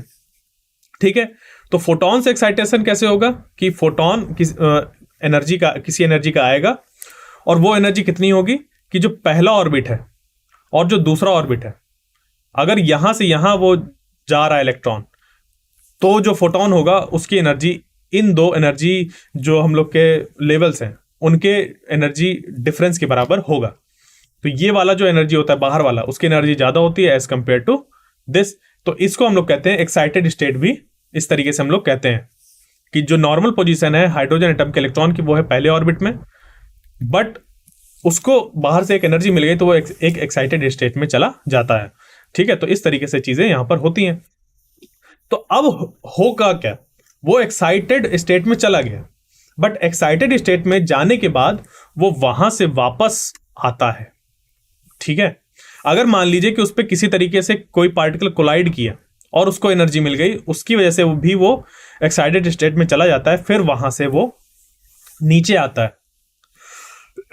ठीक है, तो अगर मैं इस तरीके से दिखाऊं कि ये n = 1 है, इसकी कुछ एनर्जी है, फिर उसके बाद n = 2 है, उसके बाद n = 3 है। ठीक है, इस तरीके से है। तो जैसे जैसे हम लोग का n बढ़ता जाएगा वैसे वैसे एनर्जी बढ़ती जाएगी। ठीक है, ध्यान दीजिएगा, ये माइनस साइन की वजह से ऐसा आ रहा है। ठीक है, तो जैसे जैसे ये n बढ़ेगा वैसे वैसे एनर्जी बढ़ती जाएगी। तो अगर किसी वजह से इलेक्ट्रॉन जो कि यहां पर पहले बैठा हुआ था उसको एनर्जी मिली और वो एक्साइट होके पहुंच गया इस जगह पर, तो 10⁻⁸ सेकेंड्स के बाद, ठीक है, यानी कि कह सकते हैं इंस्टेंटली वो गया, एक्साइट हुआ और फिर वो ऐसे डी एक्साइट होता है, और उसके पास टेंडेंसी होती है कि वो इस जगह से इधर आ सकता है, या फिर वो इस लेवल से, ठीक है, ये एक लेवल है, वो इस लेवल से इस लेवल पर आ सकता है। बात क्लियर हुई? तो इस तरीके से हम लोग के पास जब ये यहां से यहां आएगा तो एक इतनी एनर्जी का फोटोन हम लोग को मिलेगा। क्लियर? और अगर इतने गैप पर वो आके आया है, डी एक्साइट हुआ है, तो इतनी एनर्जी गैप का हम लोग को एक फोटोन मिलेगा। तो ये जो फोटोन है वही बनाते हैं डिस्क्रीट एनर्जी, जो हम लोग का फॉर्म होता था उस स्पेक्ट्रा में, हम लोग को डिस्क्रीट एनर्जीज दिखती थी, तो वो इसी वजह से फॉर्म हो रही थी। क्यों? क्योंकि जब वो इलेक्ट्रॉन एक्साइटेड स्टेट में है, अब वहां से वापस आ रहा है, तो वो या तो यहां से यहां आएगा या तो यहां से यहां आएगा, तो उसके पास दो यहां पर पॉसिबल एनर्जी हो गई। ठीक है, तो इन दो पॉसिबल एनर्जीज की वजह से यहां पर अब अगर फिर से वो एक्साइट हो, उसके मतलब अगर हम लोग के पास एक हाइड्रोजन गैस है, उस गैस में क्योंकि बहुत ढेर सारे जो हाइड्रोजन होंगे वो मौजूद होंगे, तो जब उनको एक्साइट कर देंगे तो वो करेंगे क्या? अगर वो एक्साइट होने के बाद इलेक्ट्रॉन इस लेवल पर गए हैं तो हर एक एटम से दो तरीके से जो स्पेक्ट्रल लाइन से वो निकलने की पॉसिबिलिटी होगी, एक तो इधर से इधर या फिर इधर से इधर, यानी कि सिर्फ हम लोग को दो तरीके की ही जो लाइट है या कह लें कि इलेक्ट्रोमैग्नेटिक रेडिएशन है वो मिलेगा। एक कंटिन्यूअस वे पे नहीं मिलेगा कि हर एक वैल्यू वाला होगा। बात समझ पर आई? वो एक फिक्स्ड वेवलेंथ या कह लें कि फिक्स्ड फ्रीक्वेंसी की ही वहां से लाइट एमिट होगी उस एक्साइटेड हाइड्रोजन गैस से। ठीक है, तो इन्हीं को हम लोग क्या कहते हैं, जो कि हम लोग को मिलती हैं लाइंस, यानी कि ये जो फोटॉन्स ऐसे मिलते हैं, इन्हीं से हम लोग के पास एक फोटोग्राफिक प्लेट होती है, उसमें मिलते हैं लाइंस फॉर्म होती हैं, उन्हीं को हम लोग स्पेक्ट्रल लाइंस कहते हैं। ये कुछ एनर्जी की फिर कुछ एनर्जी की इस तरीके से बनती है, तो उसको हम लोग क्या कहते हैं? स्पेक्ट्रल लाइंस कहते हैं। ठीक है, तो अब डायरेक्ट हम लोग क्या करेंगे, जंप करेंगे और ये देखेंगे कि वो जो स्पेक्ट्रल लाइंस है, अगर उनकी वेवलेंथ हम लोग को फाइंड करनी है तो वो कितनी निकल कर आएगी।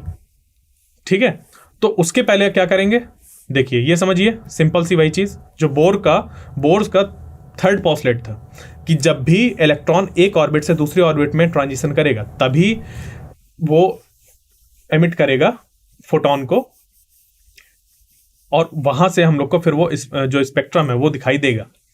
तो न्यूक्लियस अगर ये है और इसका जो पहला हम लोग का ऑर्बिट है वो अभी मैं बना दे रहा हूं n=1 इस तरीके से।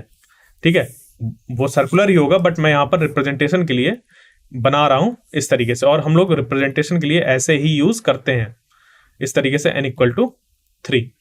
ठीक, ये ऐसे बन जाएगा। बात समझ पे आई? तो ये जब ऐसे बनेगा तो यहां पर क्या होगा कि अब अगर हम लोग देखें कि जो इलेक्ट्रॉन है वो इस जगह पर है, तो इसके पास एनर्जी क्या है? ज्यादा है। इसके पास एनर्जी क्या है? ज्यादा है। तो इसको अगर मान लें En2, और यहां पर अगर मान लें कि ये जब आएगा तो इसके पास हो जाएगा En1। n1 मतलब यहां पर पहले ऑर्बिट में, और ये यहां पर ये वाला जो जहां से आ रहा था वो वाला ऑर्बिट हम लोग ले रहे हैं, तो उस जगह से ये क्या हो रहा है, यहां पे n2 लिखा हुआ है, ये n=3 नहीं है। ठीक है, ये n2 का मतलब है कि हम लोग बात कर रहे हैं कि जो इलेक्ट्रॉन है वो कहां से आया और कहां जा रहा है। ठीक है, ये n2 n1 अलग अलग चीजें हैं, ये ध्यान दीजिएगा। n2 का मतलब ये नहीं है कि n=2, n2 का मतलब ये बिल्कुल नहीं है। n2 की वैल्यू n2 की वैल्यू 2, 3, 4, 5 ये कुछ भी हो सकती है। ठीक है, n2 की वैल्यू क्या क्या हो सकती है, ध्यान दीजिएगा फिर से, n2 की वैल्यू 2, 3, 4, 5 कुछ भी हो सकती है, क्योंकि इलेक्ट्रॉन वहां से आएगा।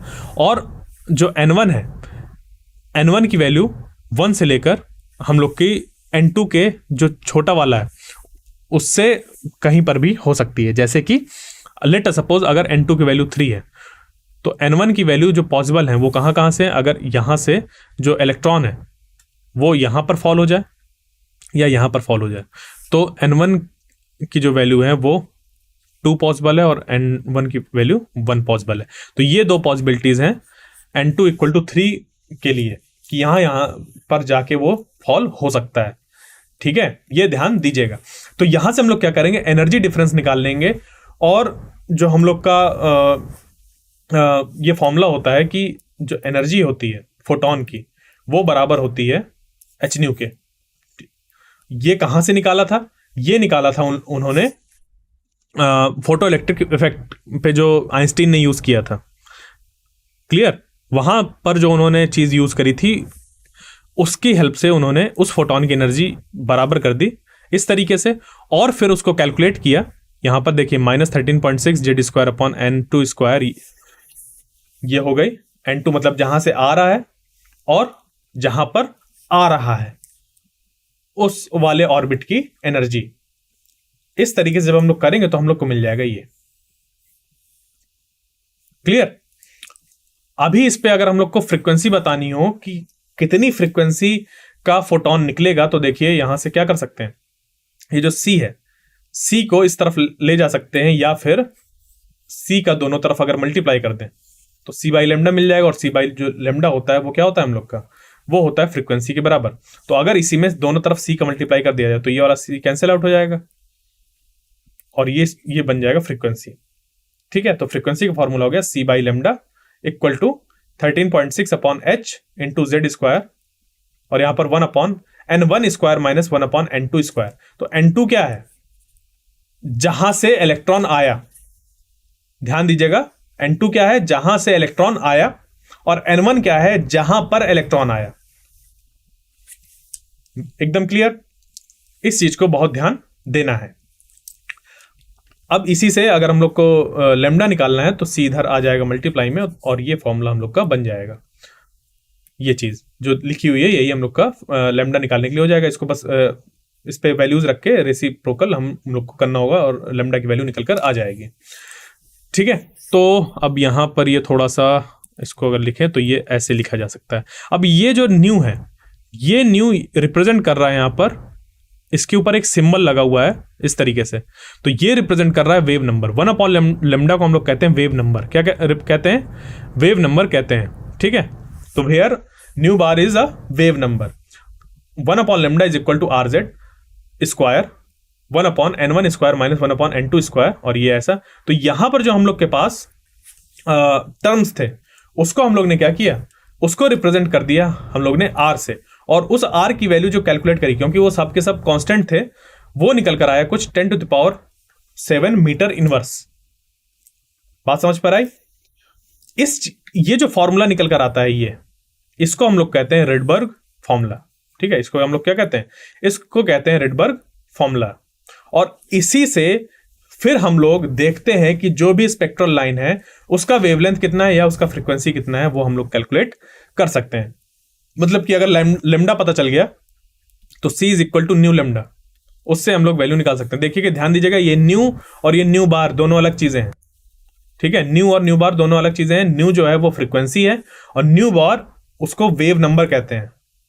ठीक है, जो कि होता है 1 अपॉन लेमडा डिफाइंड होता है। न्यू बार जो है वो होता है 1 अपॉन लेमडा, ध्यान दीजिएगा एकदम। ठीक है, तो R की वैल्यू इस तरीके से हम लोग पुट कर चीजें निकाल सकते हैं। इसी में अगर पर्टिकुलर हाइड्रोजन एटम की बात हो रही है तो उसमें ये हो जाएगा 1 अपॉन लेमडा, और ये जो Z है वो हो जाएगा 1, तो बचेगा ये R, और ये बन जाएगा 1 upon N1 square minus 1 upon N2 square. जहां पर मैं फिर रिपीट कर दूं, जो N2 है ये वो ऑर्बिट है जहां से इलेक्ट्रॉन आया। ठीक है, यानी कि एक्साइटेड स्टेट, और जिस जगह पर आके फॉल हुआ वो होता है N1।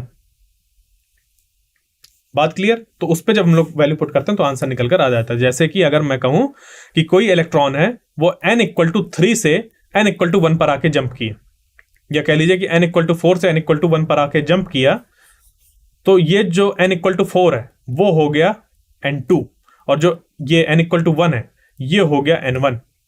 तो n1 की जगह पर हम लोग पुट कर देंगे 1, और यहां पर ये पुट हो जाएगा 4, ये 4 का स्क्वायर लिखा जाएगा। बात समझ पे आई। तो ये क्या होता है, हम लोग इस तरीके से करते हैं। तो अब देखिए क्या बचा, R की वैल्यू होती है ये, इसको हम लोग अप्रोक्सीमेट कर ऐसा ले लेते हैं। तो अगर इस तरीके से ले लें तो इसको सॉल्व करने पे हम लोग को लेमडा पता चल जाएगा कि कितनी वेवलेंथ, इसको फिर रेसिप्रोकल करके लेमडा की वैल्यू निकाल सकते हैं और ये बता सकते हैं कि कितनी वेवलेंथ का जो फोर्थ ऑर्बिट से फर्स्ट ऑर्बिट में आने में फोटोन एमिट होगा। साथ ही उसकी बता सकते हैं फ्रीक्वेंसी। इस फॉर्मूले का यूज करके सी की वैल्यू पुट करो। सी है यहाँ पर स्पीड ऑफ लाइट जो कि होती है 3 × 10⁸ मीटर पर सेकेंड, और लेमडा यहां से निकाल लेंगे। उसको जब पुट करेंगे तो फ्रीक्वेंसी निकल कर आ जाएगी। इसी चीज को एक और तरीके से, जो लेमडा है कि कितनी वेवलेंथ का हम लोग फोटोन एमिट कर रहे हैं, उसको एक और तरीके से निकाल सकते हैं। और वो तरीका है ये कि हम लोग डायरेक्ट यूज करें इस फॉर्मूले का। ठीक है, हम लोग डायरेक्ट यूज करें इस फॉर्मूले का, जहां पर ये दो इस तरीके से फॉर्मूले हैं। अगर हम लोग को क्या दिया हो, अगर हम लोग को एनर्जी डिफरेंस दिया हो कि इस ऑर्बिट से इस ऑर्बिट में जब वो ऐसे फॉल हो रहा है तो इन दो ऑर्बिट के बीच का जो एनर्जी गैप है वो कितना है, डेल्टा ई है। कितना है, डेल्टा ई है, या फिर इसको ई भी रिप्रेजेंट कर सकते हैं। तो ये जो गैप है, इस गैप को हम लोग बराबर कर देंगे किसके, एच न्यू के, क्योंकि इतनी ही एनर्जी हम लोग की फोटोन के रूप में निकलेगी। ये रख दिया हम लोग ने एच न्यू, और ये जो ई वी है ये यूनिट है। ठीक है, ये यूनिट है एनर्जी की। तो डेल्टा ई बोले या ई बोले वो बराबर हो गया एच सी बाई लेमडा के। अब अगर यहां पर हम लोग को लेमडा फाइंड करना है और ये पहले से गिवन है, तो इसको हम लोग क्या करेंगे, इसको इलेक्ट्रॉन वोल्ट्स पे पुट करेंगे। ये ध्यान दीजिएगा, ये लिखा हुआ है इन इलेक्ट्रॉन वोल्ट्स। तो ये जो यहां पर पुट करना है हम लोग को एनर्जी, अगर इस तरीके से इस चीज का इस्तेमाल करना है, डायरेक्ट निकालना है कि लेमडा कितना होगा, तो 12431 डिवाइडेड बाई डेल्टा ई, जो कि अगर हम लोग को गिवन हो किस पे, इलेक्ट्रॉन वोल्ट्स पे, उसको यहां पर पुट करेंगे तो हम लोग की लेमडा जो है वो निकलकर एंगस्ट्रॉम में निकलकर आ जाएगा, जो कि एंगस्ट्रॉम क्या होता है, 10⁻10 मीटर। बात क्लियर। तो यहां इस फॉर्मूले को यूज करते वक्त ये ध्यान रखना है कि जो हम लोग को एनर्जी डिफरेंस दिया है वो किस पे दिया होना चाहिए, इलेक्ट्रॉन वोल्ट्स पे। यानी कि इस फॉर्मूले में जो यहां पर एनर्जी पुट करेंगे हम लोग, एनर्जी गैप वाली एनर्जी पुट करेंगे, वो कितनी होगी, वो इलेक्ट्रॉन वोल्ट्स पे पुट करना होगा। जितनी भी होगी वो पुट कर देंगे, और जो आंसर निकल कर आएगा लेमडा, वो निकल कर आएगा एंगस्ट्रॉम में, यानी कि 10⁻10 मीटर्स पे निकल कर आएगा। इसी का हम लोग रिवर्स कर सकते हैं कि अगर हम लोग को ये पता हो कि कितनी वेवलेंथ का फोटोन निकला, अगर हम लोग को पता हो कि यहां से कितनी वेवलेंथ का फोटोन निकला, अगर ये पता हो तो इससे ये भी फाइंड किया जा सकता है, जो कि होगा ये। तो 12431 डिवाइडेड बाई लेमडा। लेमडा हम लोग को फिर से किस पे रखना होगा, एंगस्ट्रॉम में रखना पड़ेगा। यानी कि अगर नैनोमीटर्स पे दिया हुआ है, लेट अस सपोज वो दिया हुआ है 500 नैनोमीटर्स, तो 500 नैनोमीटर्स को कन्वर्ट करना पड़ेगा हम लोग को एंगस्ट्रॉम में, जो कि बन जाएगा 5000 एंगस्ट्रॉम। तो इस 5000 को इस जगह पर पुट कर देंगे, तो जब इससे डिवाइड करेंगे यहां पर एनर्जी निकल कर आ जाएगी, एनर्जी गैप निकल कर आ जाएगा दो एनर्जी लेवल्स के बीच का, कि वहां पर कितनी एनर्जी गैप थी। ठीक है, तो ये जो मैं सारे तरीके बता रहा हूं, ये क्वेश्चन सॉल्व करने के तरीके बता रहा हूं, डायरेक्ट क्वेश्चंस इनसे पूछे जाते हैं। क्लियर। तो वही D excitation of an atom, उसमें जो कुछ इंपॉर्टेंट चीजें हैं जो हम लोग को ध्यान रखनी है, वो तो अभी मैंने बता दिया कि एक्साइट हुआ, डी एक्साइट हुआ, बट फिर भी कुछ और चीजें जिनको हमें इस पे ध्यान रखना है, वो ये है कि जब भी कोई फोटोन एक्साइट होता है, जब भी कोई फोटोन एक्साइट होता है, यानी कि वो अपनी हायर एनर्जी स्टेट में जाता है, उसका जो एन होता है वो इंक्रीज होता है। क्योंकि जो हम लोग का अगर एनर्जी का फॉर्मूला देखें वो क्या होता है, E N is equal to -13.6 upon N square. ये पर्टिकुलर अगर बात की जाए हाइड्रोजन एटम की, तो हाइड्रोजन एटम में ये इस तरीके से निकल कर आता है। तो जैसे जैसे एन बढ़ेगा वैसे वैसे एनर्जी बढ़ती जाएगी। क्यों? क्योंकि यहां पर ये माइनस साइन है, भले ही ये इनवर्सली प्रोपोर्शनल है, बट क्योंकि यहां पर माइनस साइन है, इस वजह से वो एनर्जी क्या होगी, एन बढ़ने के साथ साथ बढ़ती जाएगी। ठीक है, तो अगर कोई यहां पर एक इलेक्ट्रॉन है और वो n इक्वल टू 2 में चला गया, तो उसकी एनर्जी यहां पर इस लेवल पे जाने पे उसकी एनर्जी बढ़ जाएगी। n इक्वल टू 3 में गया तो इधर होगी, इधर होगी, इस तरीके से यहां पर पहुंच जाएगा। तो इस पार्ट को अभी आप मत देखिए, इस पार्ट को अभी आप मत देखिए। किस पे ध्यान दीजिए? ध्यान दीजिए इस पार्ट पर। लेट अस सपोज जो इलेक्ट्रॉन है वो n इक्वल टू 1 से एक्साइट होकर पहुंच गया है n इक्वल टू 7 में। कहां पहुंच गया है? n इक्वल टू 7 में पहुंच गया है। तो जब वो n इक्वल टू 7 में पहुंच गया है, तो अब वहां से वो एक्साइट होकर किस किस लेवल पर आ सकता है? ध्यान दीजिएगा, वो डी एक्साइट होकर किस किस लेवल पर आ सकता है। एक्साइट होकर तो n इक्वल टू 7 पहुंच गया, अब वहां से वो डी एक्साइट हो रहा है तो किस किस लेवल पर आ सकता है, तो n इक्वल टू 7 है, n इक्वल टू 7 से वो आ सकता है n इक्वल टू 1 पर, n इक्वल टू 7 से आ सकता है वो n इक्वल टू 2 पर, n इक्वल टू 7 से आ सकता है n इक्वल टू 3 पर, n इक्वल टू 4 पर, n equal to 5, n equal to 6, इस तरीके से वो आ सकता है। बात क्लियर हुई। इसी में अगर हम लोग ये देखें दूसरी तरीके से कि अभी जैसे देख रहे थे कि n इक्वल टू 7 से वो डी एक्साइट होकर आ रहा था, ठीक है, हर एक हम लोग इलेक्ट्रॉन देख रहे थे कि वो n इक्वल टू 7 से डी एक्साइट हो रहा था। बट अगर अभी हम लोग ये देखें कि जो हम लोग का ये है क्या कहते हैं डी एक्साइट होने के बाद पहुंच कहाँ रहा है, ठीक है, डी एक्साइट होने के बाद पहुंच कहाँ रहा है, अगर उसको देखें तो वो अगर पहुंच रहा है n इक्वल टू 1 पर, तो उस तरीके की सारी लाइंस को हम लोग कहते हैं लाइमन सीरीज, ठीक है। ये सारी क्या है, ये सारी स्पेक्ट्रल सीरीज हैं, इनको हम लोग कहते हैं लाइमन सीरीज। ये एक लाइन जैसा अपीयर होती हैं सारी की सारी, मतलब लाइमन और लाइन इससे कोई मतलब नहीं है। लाइमन साइंटिस्ट का नाम है, मैं लाइन बोल रहा हूँ क्योंकि ये डिस्क्रीट नेचर का होता है, ये अपने आप में एक लाइन जैसा बनाता है, ये एक अपने आप में एक लाइन बनाता है, और ये अपने आप में लाइन बनाता है, और ये अपने आप में लाइन बनाता है, ठीक है। अभी क्या होते हैं समझते हैं। तो ये जो फॉर्मूला था ना 1 lambda is equal to r और 1/n1 square minus 1/n2 square, ये था। तो n2 क्या है, ये ऊपर वाले इसका ये है। तो यहां पर जब n1 इक्वल टू 1 हो जाए, जब इसको ऐसा कर देंगे तो इसका मतलब ये हो जाएगा कि जो भी हम लोग का इलेक्ट्रॉन है वो डी एक्साइट होकर आ रहा है। देखो मैंने कहा था ना हम लोग को अभी किस पे बात करनी है, डी एक्साइटेशन पर पर्टिकुलर बात करनी है। वो एक्साइट हो गया, ठीक है, बट वो क्या हो रहा है, डी एक्साइट होकर आ रहा है। और कहां पर आ रहा है फाइनली, वो फाइनली आ रहा है इस पे n इक्वल टू 1 पर।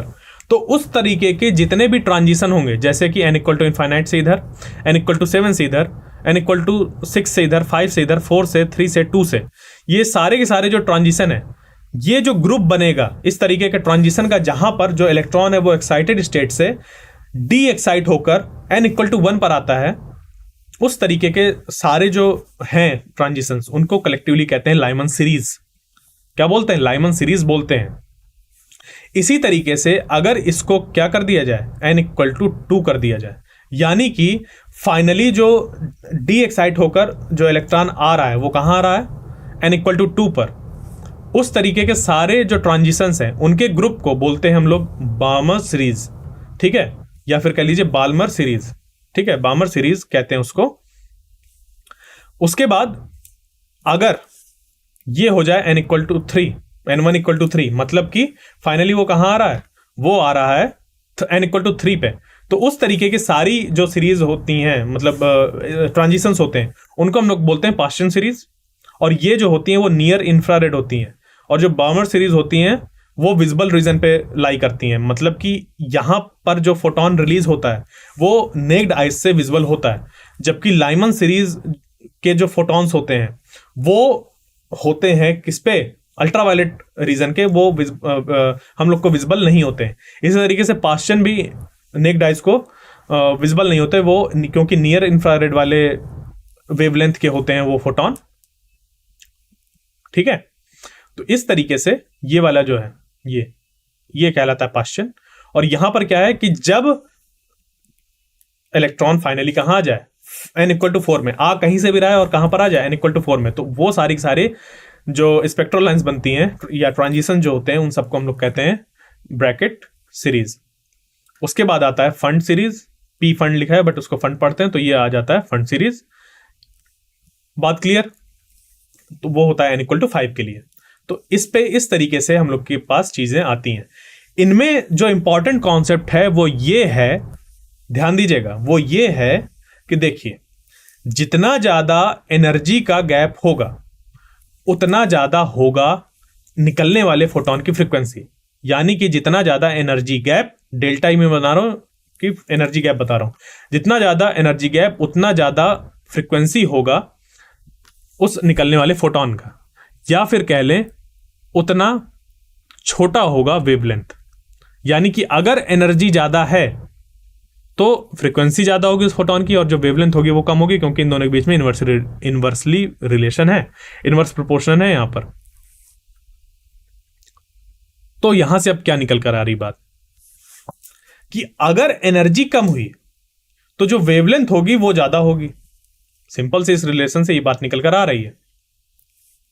तो देखिए, अगर इस लाइमन सीरीज में, देखिए क्वेश्चन आता है, तो अगर लाइमन सीरीज में ये पूछ ले कि जो इलेक्ट्रॉन है वो डी एक्साइट हो रहा है n इक्वल टू इनफाइनाइट से, लाइमन सीरीज की बात हो रही है, यानी कि जो फाइनली इलेक्ट्रॉन आएगा वो कहां आएगा, n इक्वल टू 1 पर आएगा। लाइमन सीरीज की जब बात होगी तो फाइनली वो कहां रीच करेगा, n इक्वल टू 1 पे रीच करेगा।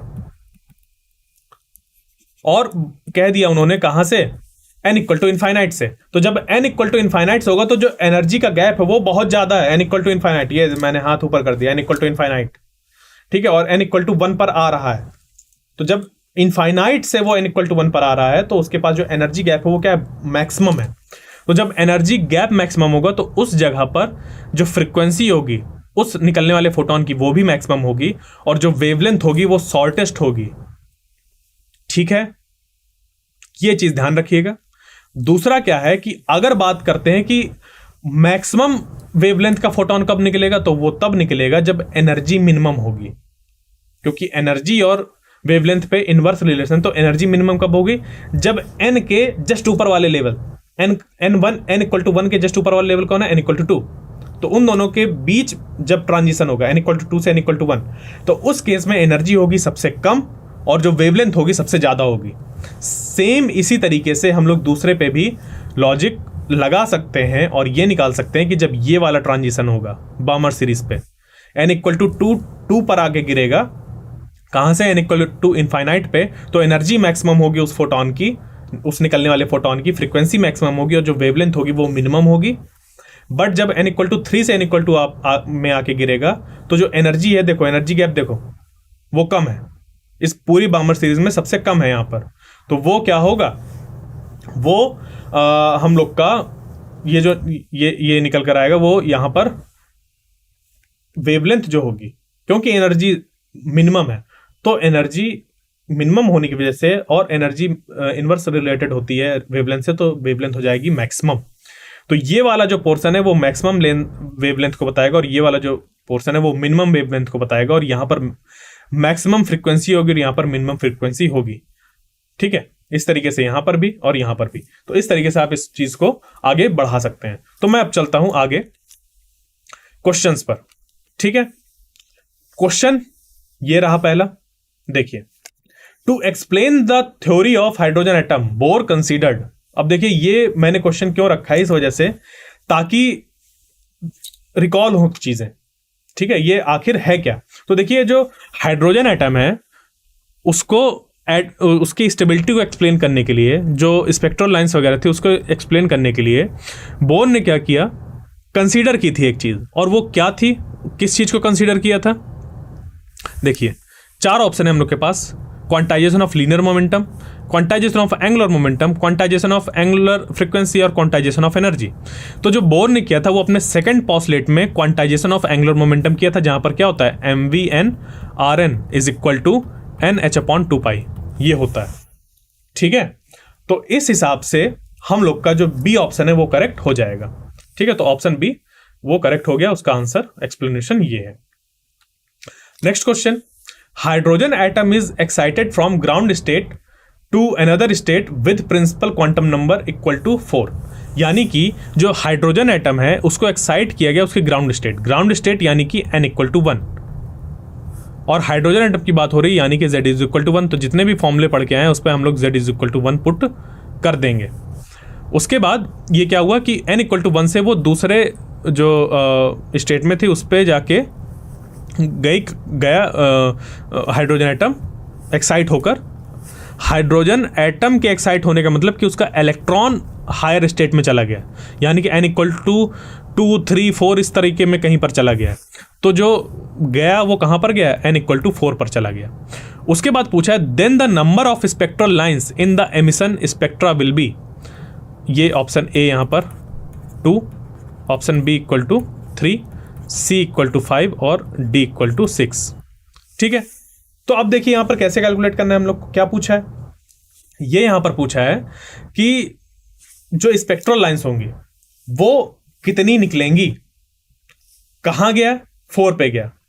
तो 4 से अगर हम लोग देखें कि पहला n इक्वल टू 1, फिर n इक्वल टू 2, फिर n इक्वल टू 3, फिर n इक्वल टू 4, अगर इस तरीके से देखें तो जो ग्राउंड स्टेट में था इलेक्ट्रॉन पहले वो पहुंच गया है n इक्वल टू 4 में। तो अब ये यहां से यहां आ सकता है, ये यहां से यहां आ सकता है, ये यहां से यहां आ सकता है, ठीक है, इस तरीके से आ सकता है। या फिर ये पहले यहां से यहां आए, फिर यहां से यहां आए, फिर यहां से यहां आए, या फिर ये यहां से यहां डायरेक्ट आ जाए, ठीक है। अब इसको मैं ऐसे बना देता हूं,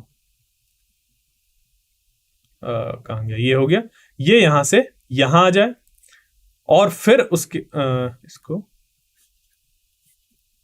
ये, ठीक है, ये यहां से यहां आ जाए, फिर उसके बाद ये यहां से यहां भी आ सकता है, ठीक है। ये वाली तो इसी के बराबर हो गई, ये वाली एनर्जी की। अब यहां से ये यहां पर भी आ सकता है। साथ ही साथ ये जो है वो एक और ट्रांजिशन कर सकता है, नहीं नहीं, ये तो यहां पर हम लोग ने रिप्रेजेंट कर ही दिया, ठीक है। तो इस तरीके से क्या हुआ, यहां पर ये कहां कहां पर ट्रांजिशन कर सकता है वो हम लोग को पता चल जाएगा। इस पे देखो, ये वाला ट्रांजिशन इस पे ये शो हो रहा है, तो ये वाला हटा देंगे, ठीक है। तो यहां पर क्या हुआ कि जो इलेक्ट्रॉन है अगर वो n इक्वल टू 4 पे गया तो देखो वो यहां से यहां आ सकता है, वो यहां से डायरेक्टली इस पे आ सकता है और यहां से यहां आ सकता है। उसके बाद अगर पहली बार वो, सॉरी यहां पर ये रब हो गया, इसको मैं दोबारा बना देता हूं, ये यहां से ऐसे गया और ये ऐसे गया, ठीक है।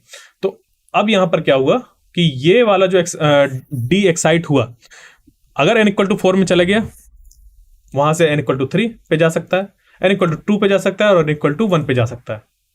बट अगर ये यहां पर n इक्वल टू 3 में आया, ये वाले केस में, उसके बाद वो यहां से इस पे एक्साइट डी एक्साइट हो गया, या फिर वो यहां से डायरेक्ट इधर डी एक्साइट हो गया, ठीक है, n इक्वल टू 1 पर। उसके बाद अगली जो पॉसिबिलिटी कि अगर वो यहां से यहां आए तो वो यहां से यहां आ सकता है। तो इस तरीके से हम लोग के पास 6 पॉसिबिलिटी हो गई, 1 2 3 4 5 और 6, ठीक है। तो यहां पर हम लोग का आंसर निकल के आ गया 6। अब ये एग्जामिनेशन है, ये क्या है, एग्जामिनेशन है, और हम लोग डायरेक्ट यूज करेंगे चीजों को, क्योंकि बैठकर वहां पर हम लोग गिनेंगे नहीं, ठीक है। जैसे यहां पर ये कैलकुलेट किया बैठकर कि कौन कहां पर जाएगा, वैसे हम लोग को करना नहीं, क्योंकि अगर n इक्वल टू उसने 8 दे दिया तो कैसे कैलकुलेट करते रहेंगे, ठीक है, क्योंकि उस पर पॉसिबिलिटी जब हम लोग बनाएंगे तो कहीं पर गड़बड़ हो सकता है, ठीक है। तो इसके लिए जब n इक्वल टू 8 दे दिया तो हम लोग के पास फॉर्मूला होता है जो कि पिछली स्लाइड में मेंशन था, वो होता है हम लोग का कि कितने तरीके के ट्रांजिशन हो सकते हैं। तो वो हो जाता है n into n minus 1 divided by 2। तो अगर यहां पर n इक्वल टू 4 रखा है तो 4 हो गया, और 4 माइनस 1 और ये 2 से डिवाइड करेंगे तो ये निकल कर आ जाएगा 6।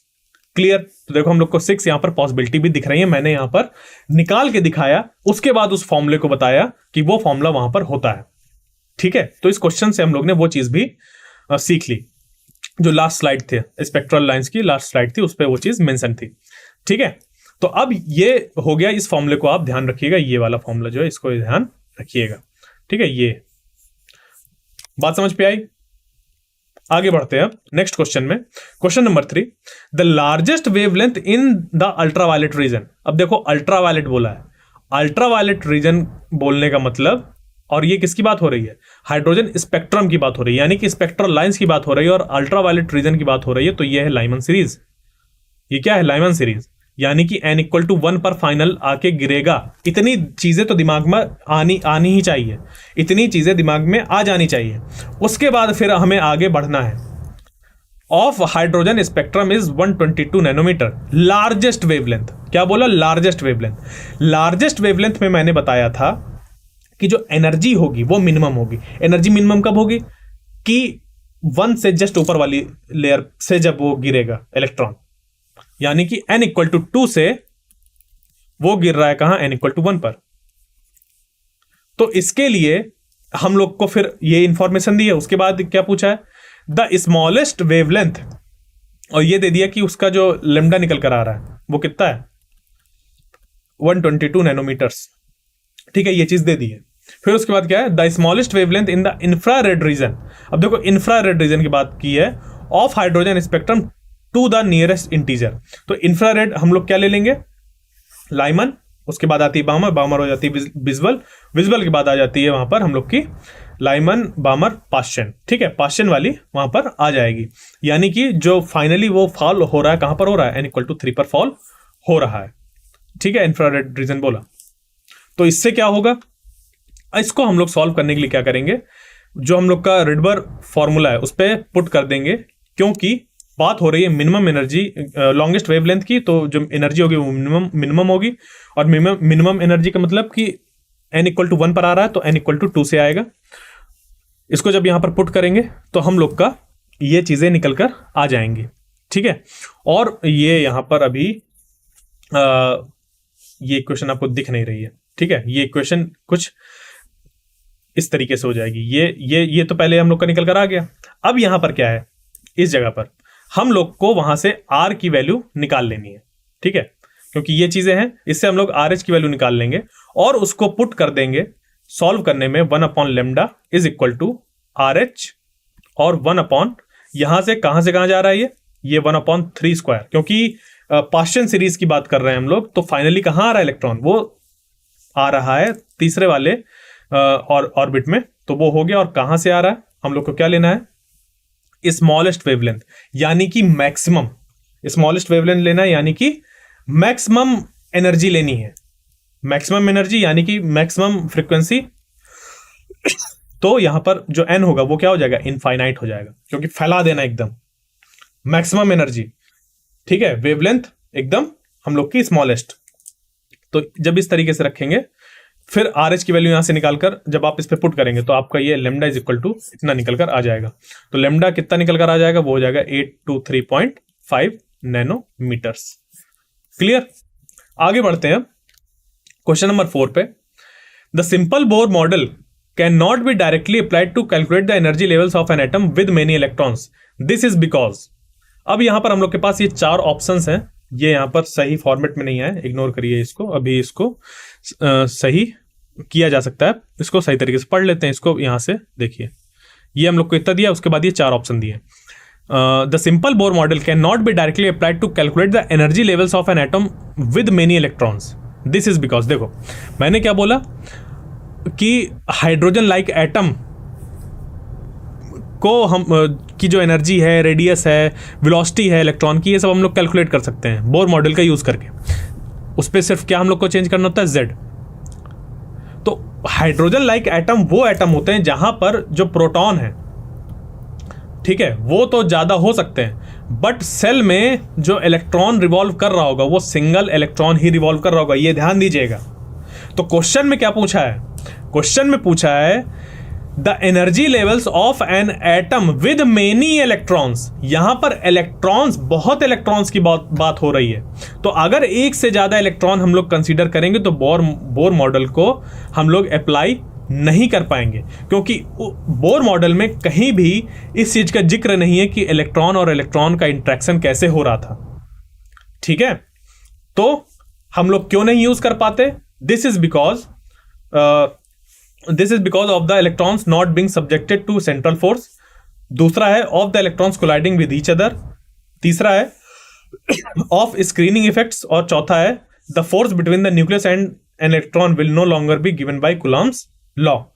ठीक है, तो यहां से हम लोग का जो निकल कर आएगा वो ये निकल कर आएगा कि सिंपल बोर मॉडल पे हम लोग इसको डायरेक्टली अप्लाई नहीं कर सकते, क्योंकि वही है कि इलेक्ट्रॉन के बीच में जो इंट्रैक्शन है वो हम लोग ने नहीं कंसीडर किया है बोर मॉडल के कैलकुलेशन में। ठीक है, तो इस वजह से ये है। अब इसका जो पूरा डिटेल में एक्सप्लेनेशन है वो यहां पर है, आप उसको पढ़ सकते हैं। ठीक है, बट मेन उसका क्या है कि वहां पर इलेक्ट्रॉन के बीच के इंट्रैक्शन को कंसीडर नहीं किया गया था बोर मॉडल में। तो हम लोग मेनी इलेक्ट्रॉन जो सिस्टम है उस पर बोर मॉडल को अप्लाई नहीं कर सकते हैं। हाइड्रोजन लाइक एटम को कंसीडर करेंगे जहां पर जो इलेक्ट्रॉन है वो सिंगल रहेगा, टोटल इलेक्ट्रॉन सिंगल एक रहेगा, बट जो सेंटर है वहां यानी कि न्यूक्लियस है वहां पर नंबर ऑफ प्रोटॉन्स ज्यादा हो सकते हैं। ठीक है, चलते हैं 5th क्वेश्चन पर। The largest wavelength in the ultraviolet region of the hydrogen spectrum. देखो फिर से अल्ट्रावायलेट बोला है, क्या बोला है? अल्ट्रावायलेट। अल्ट्रावायलेट का मतलब बताइए, यहां पर कौन सी सीरीज होगी? अल्ट्रावायलेट, सबसे पहले वाली, ठीक है, वो हो जाएगी लाइमन सीरीज। क्लियर? वो हो गई लाइमन सीरीज। कैसे? n इक्वल टू 1 पर आ रहा है, फाइनली कहां पर आ रहा है? n इक्वल टू 1 पर आ रहा है, और कहां से आएगा? मैक्सिमम से आएगा। अगर हम लोग देखें कि लाइमन सीरीज पे जो एनर्जी मैक्सिमम डिफरेंस हो सकती है वो कितना हो सकती है? इनफाइनाइट से आने पे। तो जब इनफाइनाइट से आएगी कोई चीज, इनफाइनाइट से आने में एनर्जी डिफरेंस जो होगा वो मैक्सिमम तब होगा जब n इक्वल टू 1 पर आकर लाइक गिरेगा। और जो अल्ट्रावायलेट फोटॉन्स होते हैं या अल्ट्रावायलेट लाइट होती है उसकी एनर्जी बहुत ज्यादा होती है।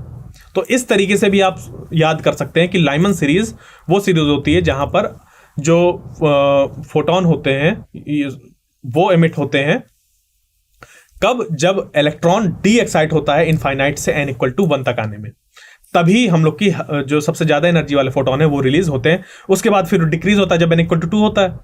तो भले ही वो इनफाइनाइट से आ रहा है बट आ तो थोड़ा ऊपर वाले लेवल तक रहा है ना, तो जो एनर्जी डिफरेंस है वो क्या है हम लोग का? वो कम है एज कंपेयर टू लाइमन वाला। तो वहां पर विजिबल रेंज हम लोग को मिल जाती है, उसके बाद इंफ्रारेड, फिर और आगे इंफ्रारेड पे ही वो चीजें लाई करती हैं। ठीक है, इस तरीके से ध्यान देना है। अब इस क्वेश्चन के अकॉर्डिंग देखते हैं, ये हमें पता चल गया कि लाइमन सीरीज की बात हो रही है और ये n इक्वल टू 1 है। तो the largest wavelength in the ultraviolet region of hydrogen spectrum is 122 nanometre.